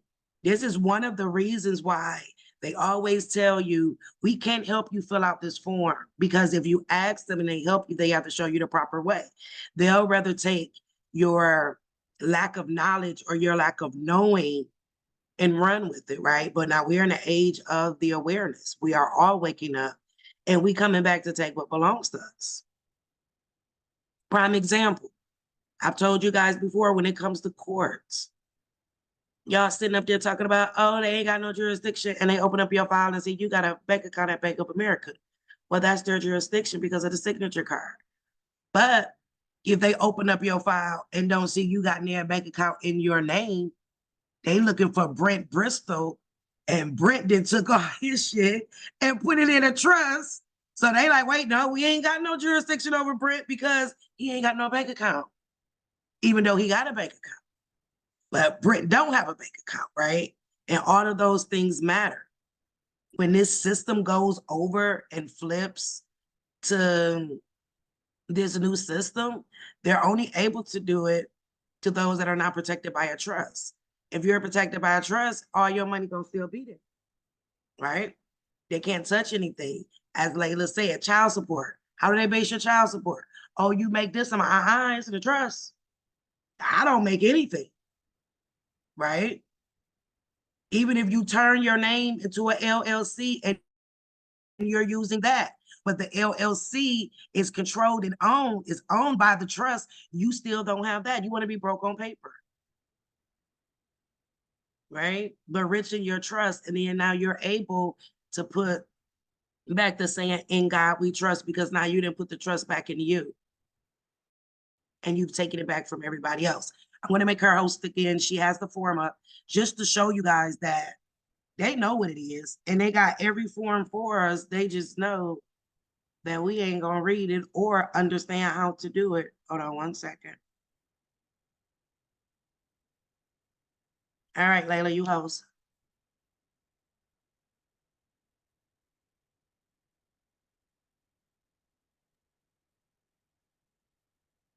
This is an example here.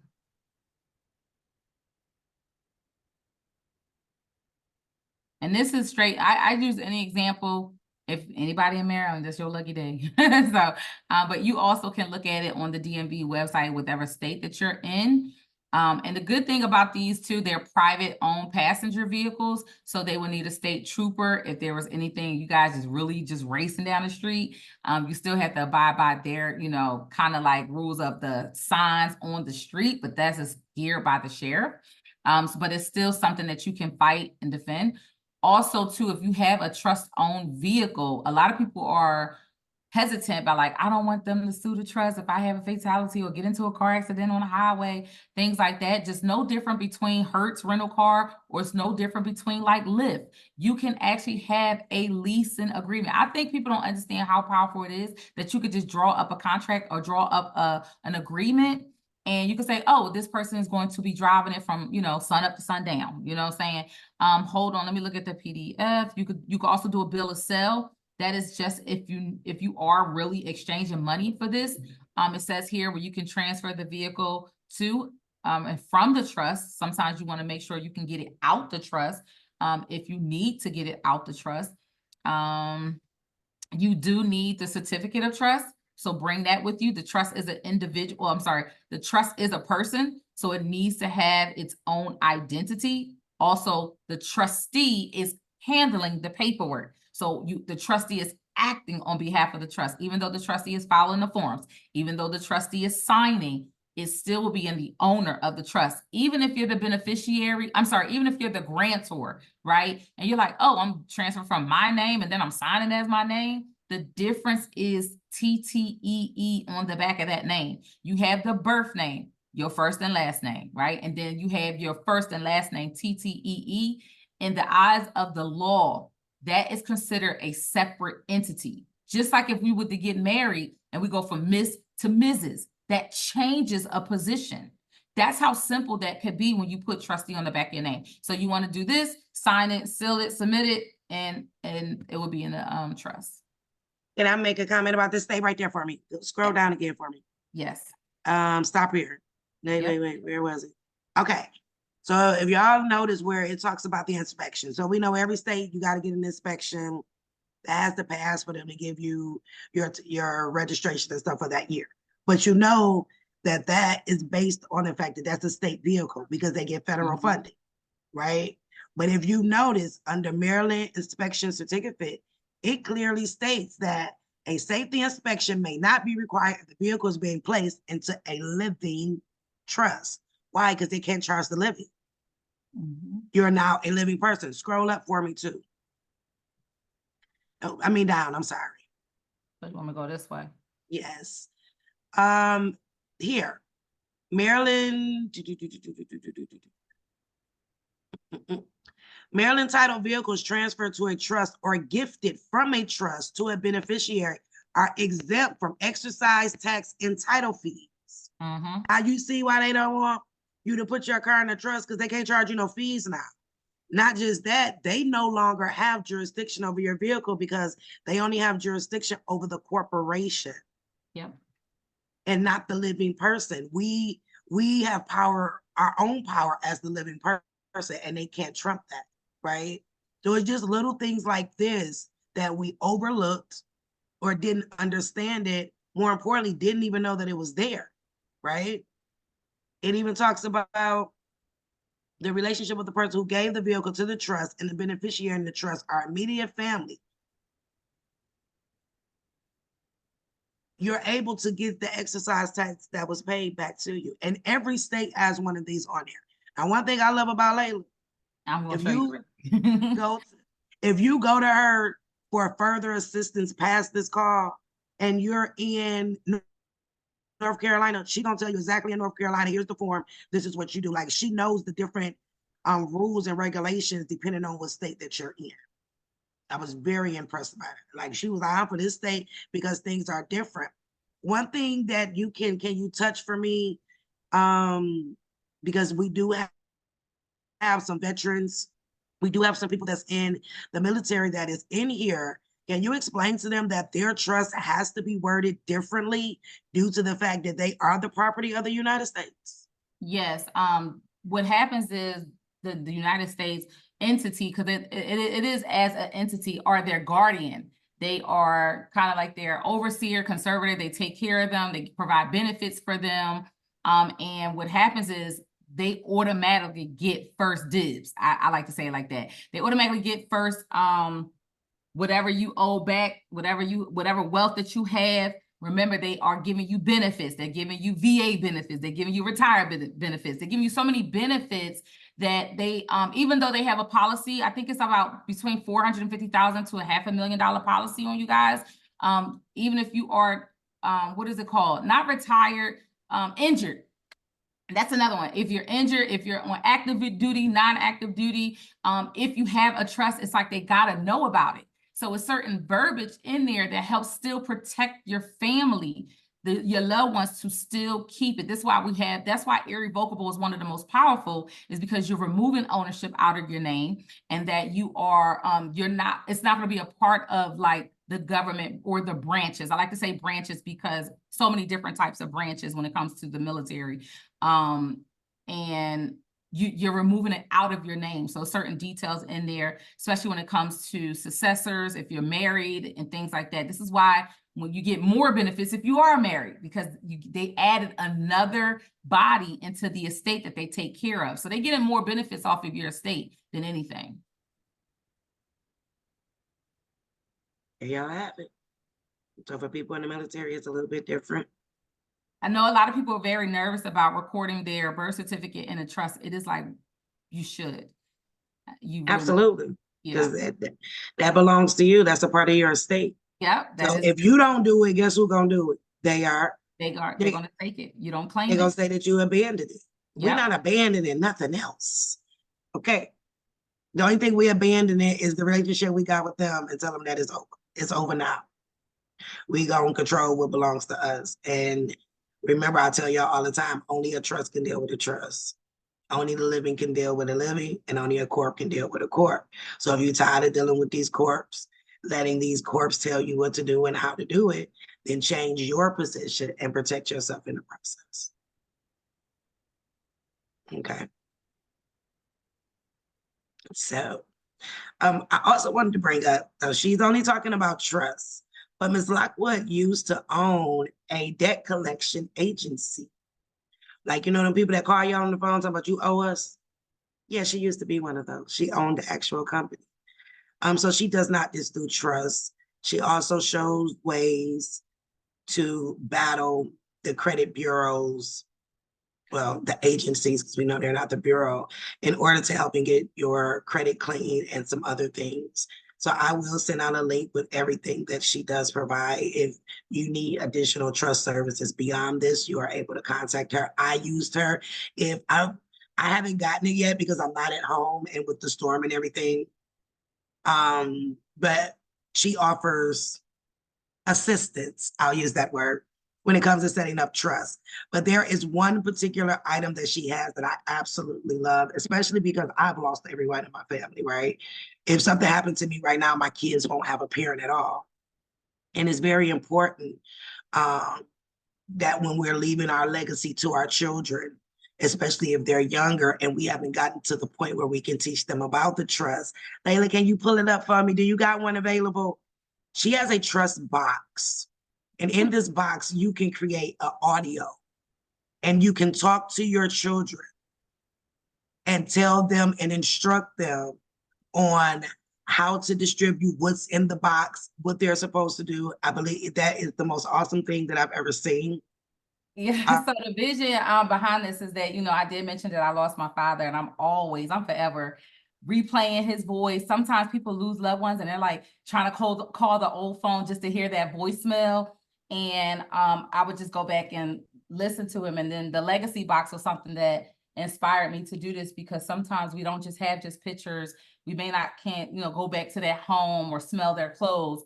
And I just wanted to hear his voice, and it's a message that he left. This was his favorite commercial, y'all. So I want y'all to hear it, because I'm gonna try to turn it up, because he says some things that are very powerful. But this was his favorite commercial, and we did an event. So I'm gonna share with you how I did it. The very first land grab was in 1860 with the Homestead Act, where 270 million acres of land was taken from our ancestors, throwing us into poverty, forcing us to work for the people who squatted on our land. And that process is still going. That was slavery. It's enslavement. Okay? And it's similar to today. You sign an application, a job that you plan to work on for 20, 30 years. So that's not indentured servitude.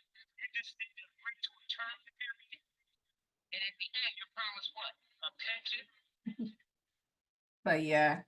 So this is, and you can put your own message. This is what I just decided to put on here. And this is like a commercial that I use. Some people like it. They be like, you can keep the commercial on there. But what I like about it is that it also comes with a cord that you can, like for an example, I took the cord out of here, but it all comes with a cord. You can put the little cord in this, pull it up, the video from your phone, laptop, and the video can transfer onto here. So it could be something funny. It could be you giving out your grandma no recipes, dinner. It don't have to be sad. It could be anything. You could tell jokes. You be like, you thought you was gonna get that money up under the mattress in the shoebox. So I didn't want people to say, I don't have a trust and I can't leave anything. Sometimes it just takes that family joke or that family story, somebody dancing or something. You can put whatever memory, and then I could come behind his video and put my video, and then my kids can come behind me and put that video. So it's a legacy box that is it gives you that forever here feel. So you can record multiple videos on here, actually. And it has a play button and everything. So yep. And the trust cover. So I'm sorry I didn't get to show you all that, but I got a trust cover. You can frame it as well. It comes inside the box. Oh, here go the cord. It was under here. So here's the cord. It's simple to just transfer it over. Just plug the phone up and plug it to the side of the box. You don't have to charge it either. So it's the LED screen. It's a TV. So, yep, it's called the legacy box. Thank you. So y'all got some questions? That was very impressive to me because, like I said, my mom went to the hospital with a stomach ache and she came out in a body bag, unfortunately, right? So can you imagine already dealing with the emotions of losing a parent, and it was your second parent that you've lost, and now you're trying to go through all their papers to find stuff. And then when the courts get involved and they get to locking you out of houses and stuff like that. So having a dedicated space there, and then also with the recording itself, as someone who has lost both parents, including my children, there was a recording that their father did for them that I had for years, and I lost the email that the recording was in. But let me tell y'all how I found the email when I ordered my LexisNexis report, right? Because LexisNexis tell you every email you never had in your life. Them emails do not close down, whether you don't send an email or not. So because the computer that the recording was in actually got stolen from me, I didn't have access to that. So with me getting my LexisNexis report, I was able to pull that up, and that's something that my kids go back on to still hear their father's voice because he's no longer here, you know? So when I say she's crossed everything when it comes to the difference in the trust that you need, how to make sure your businesses are protected, owning nothing and controlling everything, and properly leaving your legacy behind so that it can be added to all this hard work and hours of study you guys doing, it won't go into vain. So I want to thank you so much, Ms. Lockwood, for coming on, to giving us another perspective Because as you guys know, there are several different trusts that you need to make sure that you are fully covered. And this is the public side of it, getting it on the record so they'll know, ain't no, oh, the will wasn't filed or this wasn't filed. You can go right to the trust to be able to do that. The next class will be on the 9(8) foreign trust, which is very important to have. It helps you with tax exempt status and other things as well. And it's another layer of protection in protecting the irrevocable trust that you have created. We'll go over the revocable trust as well. And then at the very end, the last class, which will be with my wonderful CPA, she'll show you how to make sure that the IRS knows that you are the representative over your estate and over your living trust via the 2848, and et cetera there. So I will allow Layla, you want to answer some questions? You answer a few questions? Oh wait, you muted because I'm about to unmute you because I'm about to make you host again. So you can answer your questions. Okay, so I'm gonna make her host again. She can answer some questions. Please let the questions only be pertaining to what we spoke on tonight. Please, one question. Okay, don't be like, I know you said one question, but like, please don't, because I'm just gonna, our nephew on standby to just shut them down real quick if they try, okay? I got you. I will let her pick, because she's gonna be host, so she can see you guys' name or whatever. I'll let her pick how many people she wants to answer a question to, and when she's done, and there it is. Hold on one second. All right, your host.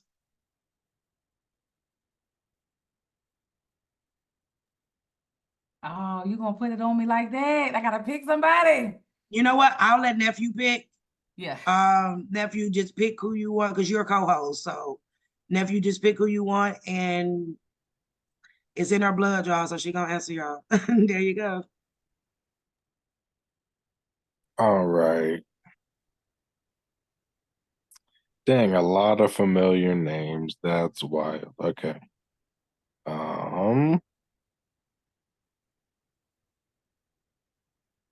Ashley Lake.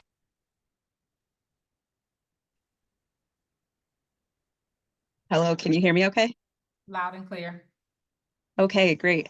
I was just wondering if you could go into a little bit more about those who are married or have two different names and how we should approach using them. You can, what I did, and I can explain what I did, because I can't give y'all no legal advice, y'all. Y'all know how they like to tussle. But what I was able to do is I turned my first and last name to a legal person. So my maiden name is what we'll call it maiden name, and we'll call it the legal marital status name. I did both of those, turned those into entities. That was one. Two, because we have one birth certificate, but also we have a marriage certificate, I was able to then record the birth certificate, which is my maiden name, into the trust. That marital is just a contract between me, the state, and my husband. So therefore, that was treated as a business. Two things that you can do: you can actually start a partnership, an actual LLC, and create a partnership business. And that's how you kind of keep it as a business. So if you go to the IRS, let's say you go to the IRS, you say you get an EIN. Once you get an EIN, you put 2, they're gonna say, oh, for 2 or more people, this looks like a partnership. The next column is gonna say, are you husband and wife? So a marriage is a business. So I always like to say that marriage is actually a business. Well, what if it's no longer a business? Like we're not married. Right, that's why you record your name separately then. So either one of the things, either you kept your last name, either you went back to your maiden name or you kept his last name. Me, I kept his last name. So I actually have kind of an interesting situation in that we came up, came up with a family name, and pardon me, I took that name and then did that all legally, like went in front of a judge, and then he ended up taking the name later. And so we don't have either of our last names. That's fine. That's just like you creating an entity. You created a name change, but it was probably like $10. A name change is easy. So, but you have to look at it as the name that you are going to become, that you're operating, that you're doing things in business. It's a business name. So that's the difference of how you're saying, oh, if I change this last name, if I was to get married, divorced, turn it into a business. A legal Okay. person, excuse me. I want to make So sure. even the divorce, even the divorce papers, I want to make So sure. So even the divorce papers, I should put in the trust. Yeah. The divorce decree. No. You getting sidetracked from adding it to the trust. The divorce decree is a dissolving of a business. But Okay. moving forward, where you are today, if you are married with this person, whatever your relationship status is, if on paper, protecting your name is what we're talking about.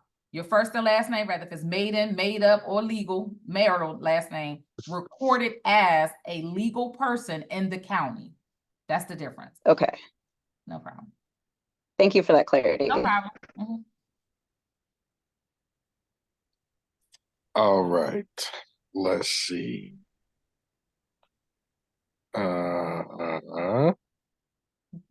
Denise Brown. Oh my goodness. Thank you. Greetings, everyone. I just want to first say that this is an amazing. Thank you, Miss Lakewood. Thank you, Tamika. Thank you, Kayla. My question was regarding we were talking about the estates of a past loved one. I just lost my mom this February. And I Sorry had a for your question. loss. Thank you, gratitude. And I had a question. Is there a way that we would be able to somehow put her estate into the trust, like her heirs? It's me and I have 3 brothers. 3 brothers, Oh, you and 3 yeah. brothers. She didn't have a will. She No, she did nothing. not.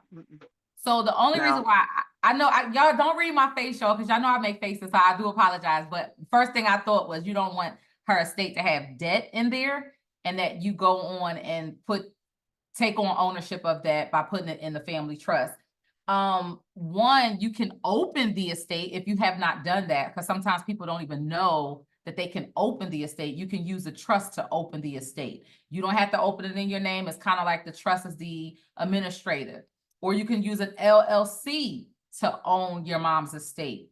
To give you an example with that, Aaliyah, the singer Aaliyah, she passed away. She had no kids or anything, but Aaliyah LLC is the owner of her estate. So the way you can protect is that if you use it as an entity, then it's not like they're coming after you or they're trying to utilize the family members, the heirs. They don't know who the heirs are because the entity is the administrator over the estate. So you're just trying to figure out if there's any assets left in there. If it's all debt, estate is not worth much, meaning that if you could do the other way, as far as claiming on the securities, that's something that I don't do. So the question answered, you can use an LLC to own or open the estate, or a trust to open the estate. But if it's, again, once they open the estate, they got 6 months to a creditor to file a claim. Sometimes they don't catch it, sometimes they do, but you have to, put a newspaper article out there. You have to make everything public, and then that's when they start hitting it. Sometimes it's more of like hospitals. It could be rehabilitation centers that try to sue it. So you just want to kind of keep you and your brothers separated first, because you don't know what you're opening up and going into. So hopefully that helps you.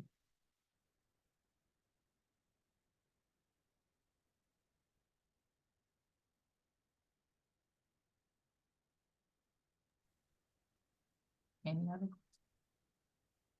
All right. Let's see who's next.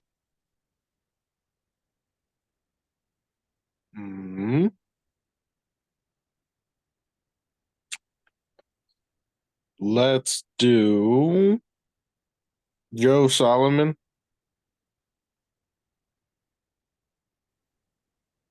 Hey, how everyone doing? Peace, how And you I'm doing? doing Layla. My question to you is, I have a business and I want to put some properties in my trust, and I currently have a creditor that has filed some court actions against me. Putting that in trust, would that still be advisable for that? I can't legally advise you anything, but let's back up a little bit. Who owns the LLC? I do. You.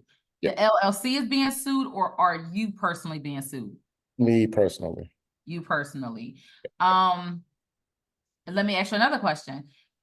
Is this creditor, is it more of like a credit card company? I know this is on a call, but is it like a creditor, or is it something more of like something It's a that bank. happened? Huh? It's a bank. So two things, the first thing I would do. The first thing I would do is I'll find out if it is a collection lawsuit. That happens more so, hey, I didn't pay this debt, I didn't pay this. So here's where my collection expertise come in, right? Sometimes a creditor is selling it to an attorney's office, and what happens is the attorney has to still collect as a debt collector. So they're going to try to throw case law, but you can also try to find error as into seeing, hey, you didn't follow the FCRA. Write this down because it's going to be a quick gem, okay? Section 623A. 623A is, I swear by it, okay? Put the A in parentheses because it's basically the data furnisher, whoever who claims they own it, never acknowledged and told you that they own it. They just hit you with a lawsuit, right? You probably was blindsided. So I would not immediately fear from the lawsuit perspective. I'll just prepare to find the errors. The only reason why I'm addressing it that more so because I can't say a trust is going to eliminate something that already took place. The case is already started. That means the summons is already issued. The date of filing with the courts is already recorded. So sometimes if a person go ahead and transfer assets to a trust, it could be considered an unlawful transfer based on the courts already serving you. And if it ends up being a judgment, then so be it. If not, then you go ahead and move them assets ASAP anyway, right? And it's not to say that you're preventing to pay them. If they do a look back, then they're gonna say, hey, we need to get that house back out of there. You know, but that's something where sometimes people don't even make it to judgment and you like, ooh, I put that house in the trust. So you're still going to need it because you don't ever want to go through this process again. You're welcome. Hopefully that helps. All right.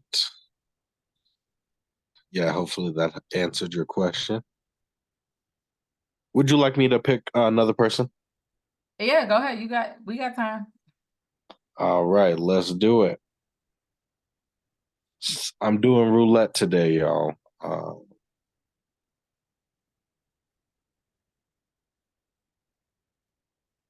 Eric Mass.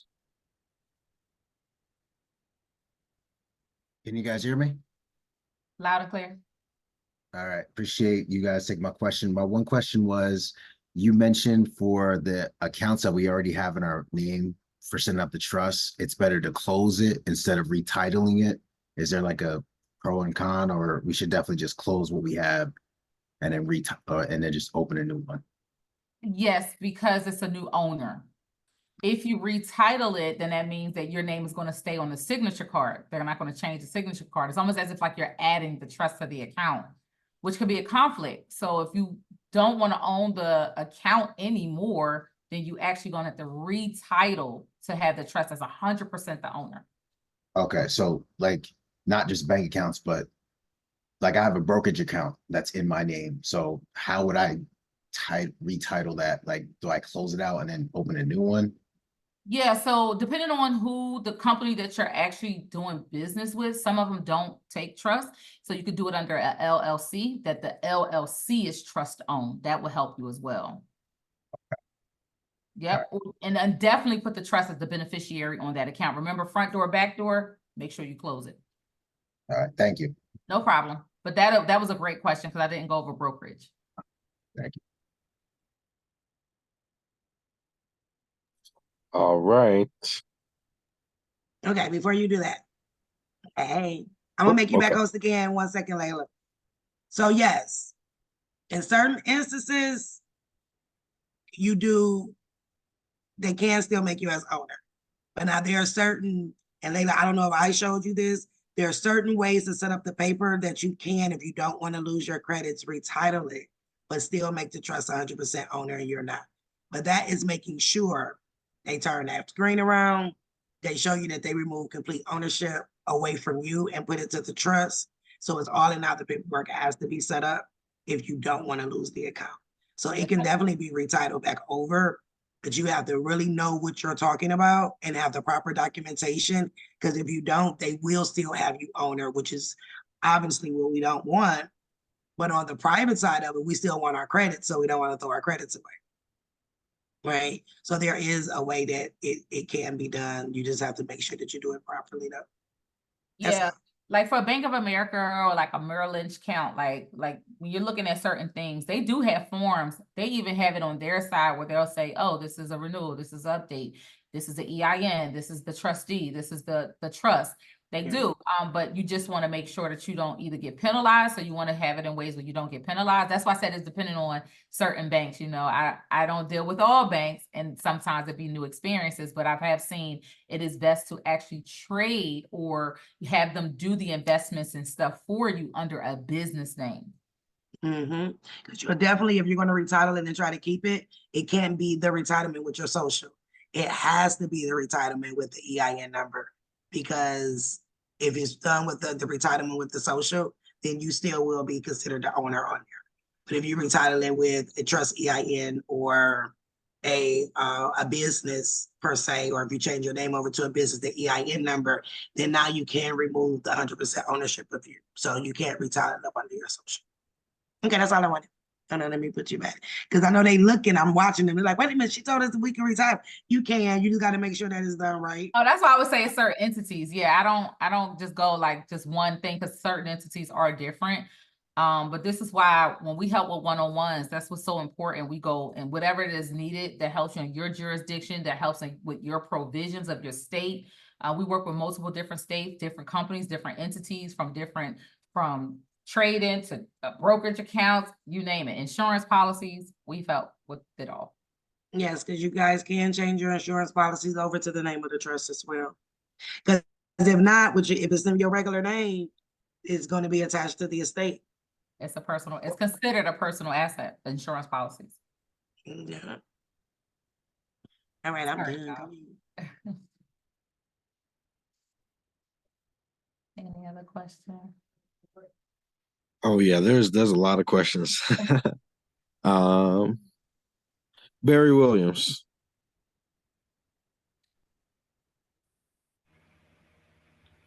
Hello, could you hear me? Loud and clear. Good evening. Thank you very much, Layla. I follow your material. It's fantastic. And also Pat and Caleb. So the trust that you're talking about, are you talking about a statutory trust or a common law trust? Statutory. Thank you for asking that. I know that a lot of maybe her community is different from either deal with common law or they deal with foreign, just outside of the U.S. jurisdiction. This is why we put entities as trustees to create that privacy, to create that protection. I know that it sounds crazy when I was talking and I said that I'm not public, and people are like, you are public. You with the United States. I'm like, well, the United States is only like the little 10-mile radius of DC. And then it was like, everybody was like, okay, she knows a little bit what she's talking about, because I keep it very plain and basic. But from the estate being the beneficiary, your trustees either being an entity, and again, you help your family learn how to just put your EIN, change your name to being a legal person. You can have an entity as a trustee, and I think that's what changed the game for me and my family. Layla Lockwood LLC is a trustee. So even though it's considered public in some individuals' eyes, I still see it as private. The only individual is me, the grantor, and I gave up the ownership, so I'm out. So I like the way that sounds. yeah. So hopefully that helps. Remember the positions trustee, successor trustee, co-trustee, that is a position easy as an entity. Matter of fact, write this down.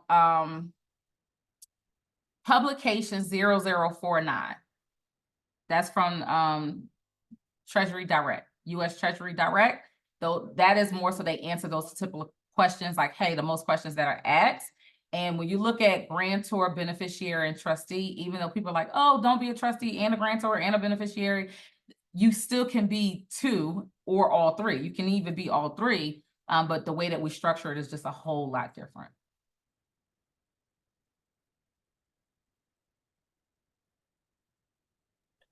All right, y'all. And that was our last question for the night. So I hope everybody got what they needed out of this class. And I really want to say a personal thank you to our guest. We really appreciate you. Thank you so much. I appreciate being here. And hopefully you guys utilize this information to broaden your journey. Take it as, I always say, take it a step by step. Also have a clear understanding why you want to trust, why you need to trust. Hopefully by the end of the night, y'all know why you need to trust. And me and my team, we're here to assist you guys. We have promos that are going on right now till 12 o'clock. Because it's a timer on it because it's my birthday today. We actually have a lot of deals to give you guys at least an opportunity to break it down a little bit more.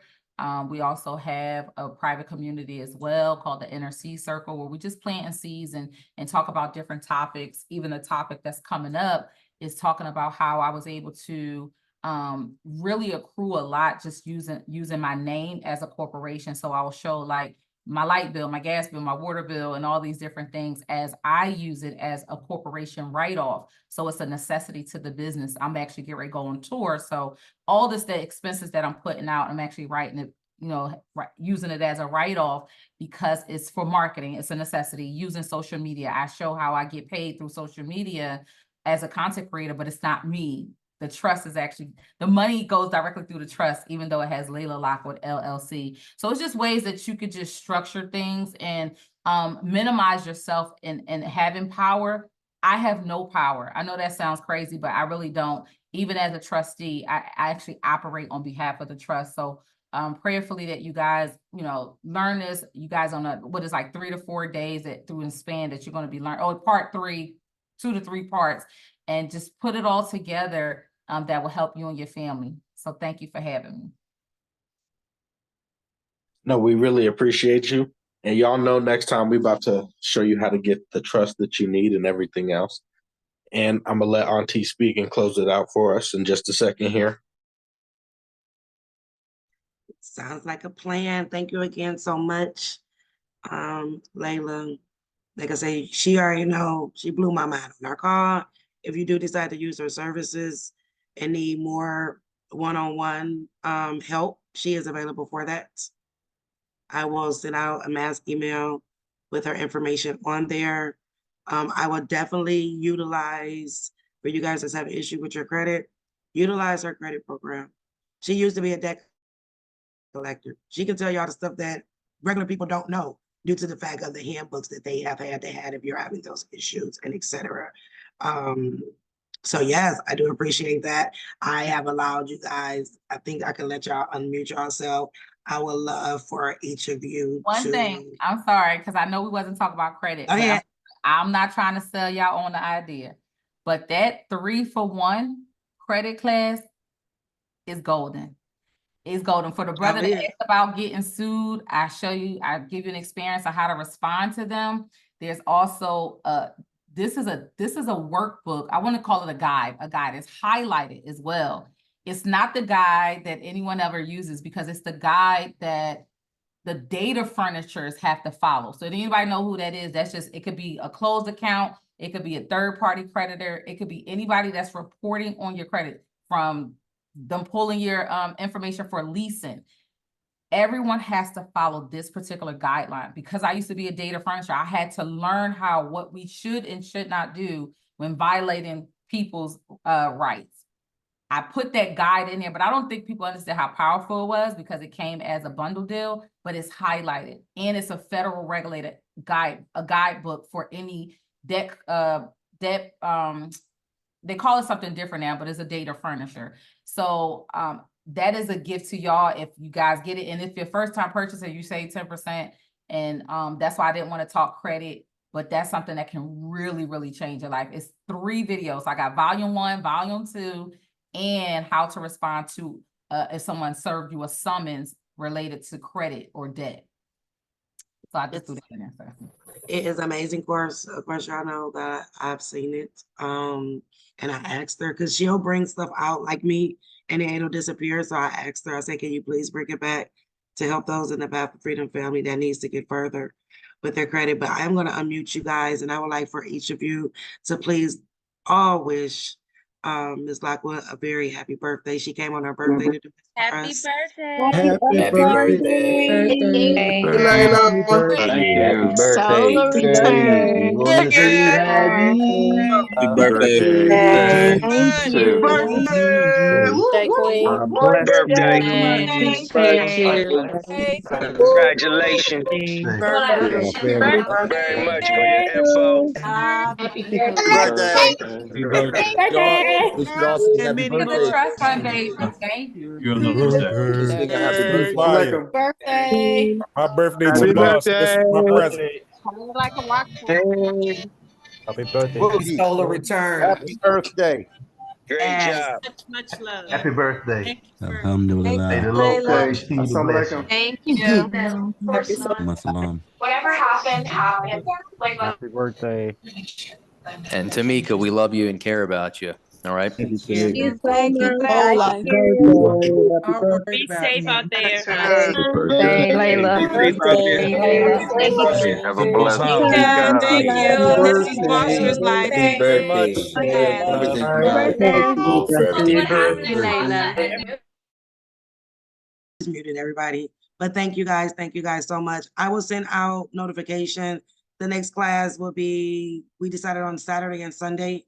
So Saturday we'll go over the 9A foreign trust, how to set it up, how to fill out that SS4 form that you have to fill out. We'll go over it. If I was you and you were me, I would probably have a blank one of those forms. So, because we'll go through line by line and tell you how to fill it out. So that way, when you get off of the call, you don't have any reason like, oh my God, what did she say?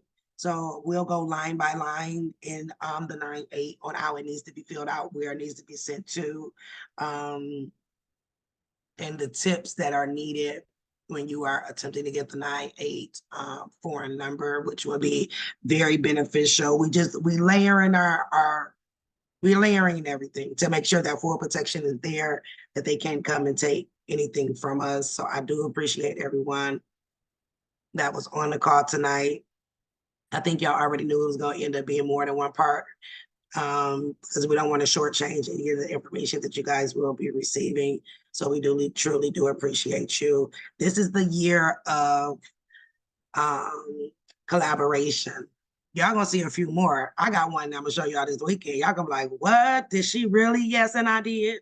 But I guess y'all gonna have to wait till this weekend and I go live so y'all can see who it is and what it is. Y'all be like, what? I'm like, that's right. Because it's time. They're moving up on their timing. We need to move up on our timing. And it's a lot easier to gain access to what belongs to you if it's in your trust, because it's the living. Okay. If you guys need any more assistance besides this, when it comes to irrevocable, she is available. If you're not following her Instagram page, please go follow her. And if you scroll through her page, she even has a few videos on there where she's physically at the bank and how they'll try to play and make you still the owner. So you'll hear the terminology she used, or even how they tried to slip it in there, like, oh, well, you're the owner. And she like, no, or we need your social. And she like, why? It's the trust. So that is a tool to be able to help you guys when it's time for you to go in, transferring accounts and etc. So once again, me and nephew, we appreciate you, Layla. We appreciate you, Path of Freedom team. Everybody stay safe. I'm gonna go through the list. If you're here and you know you ain't supposed to, just don't play with me. For those that's supposed to be here and rocking out, appreciate you so much. And I'll get, before the next class, the NDA forms will be sent out. Please, her intellectual property, don't play with it.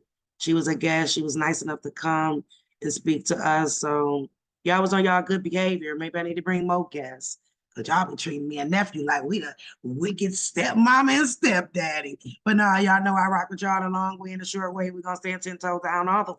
And on that note, you guys have a very good night. And I'll catch y'all later on this weekend. Good night. Good night and happy birthday. Happy birthday. Thanks, Layla.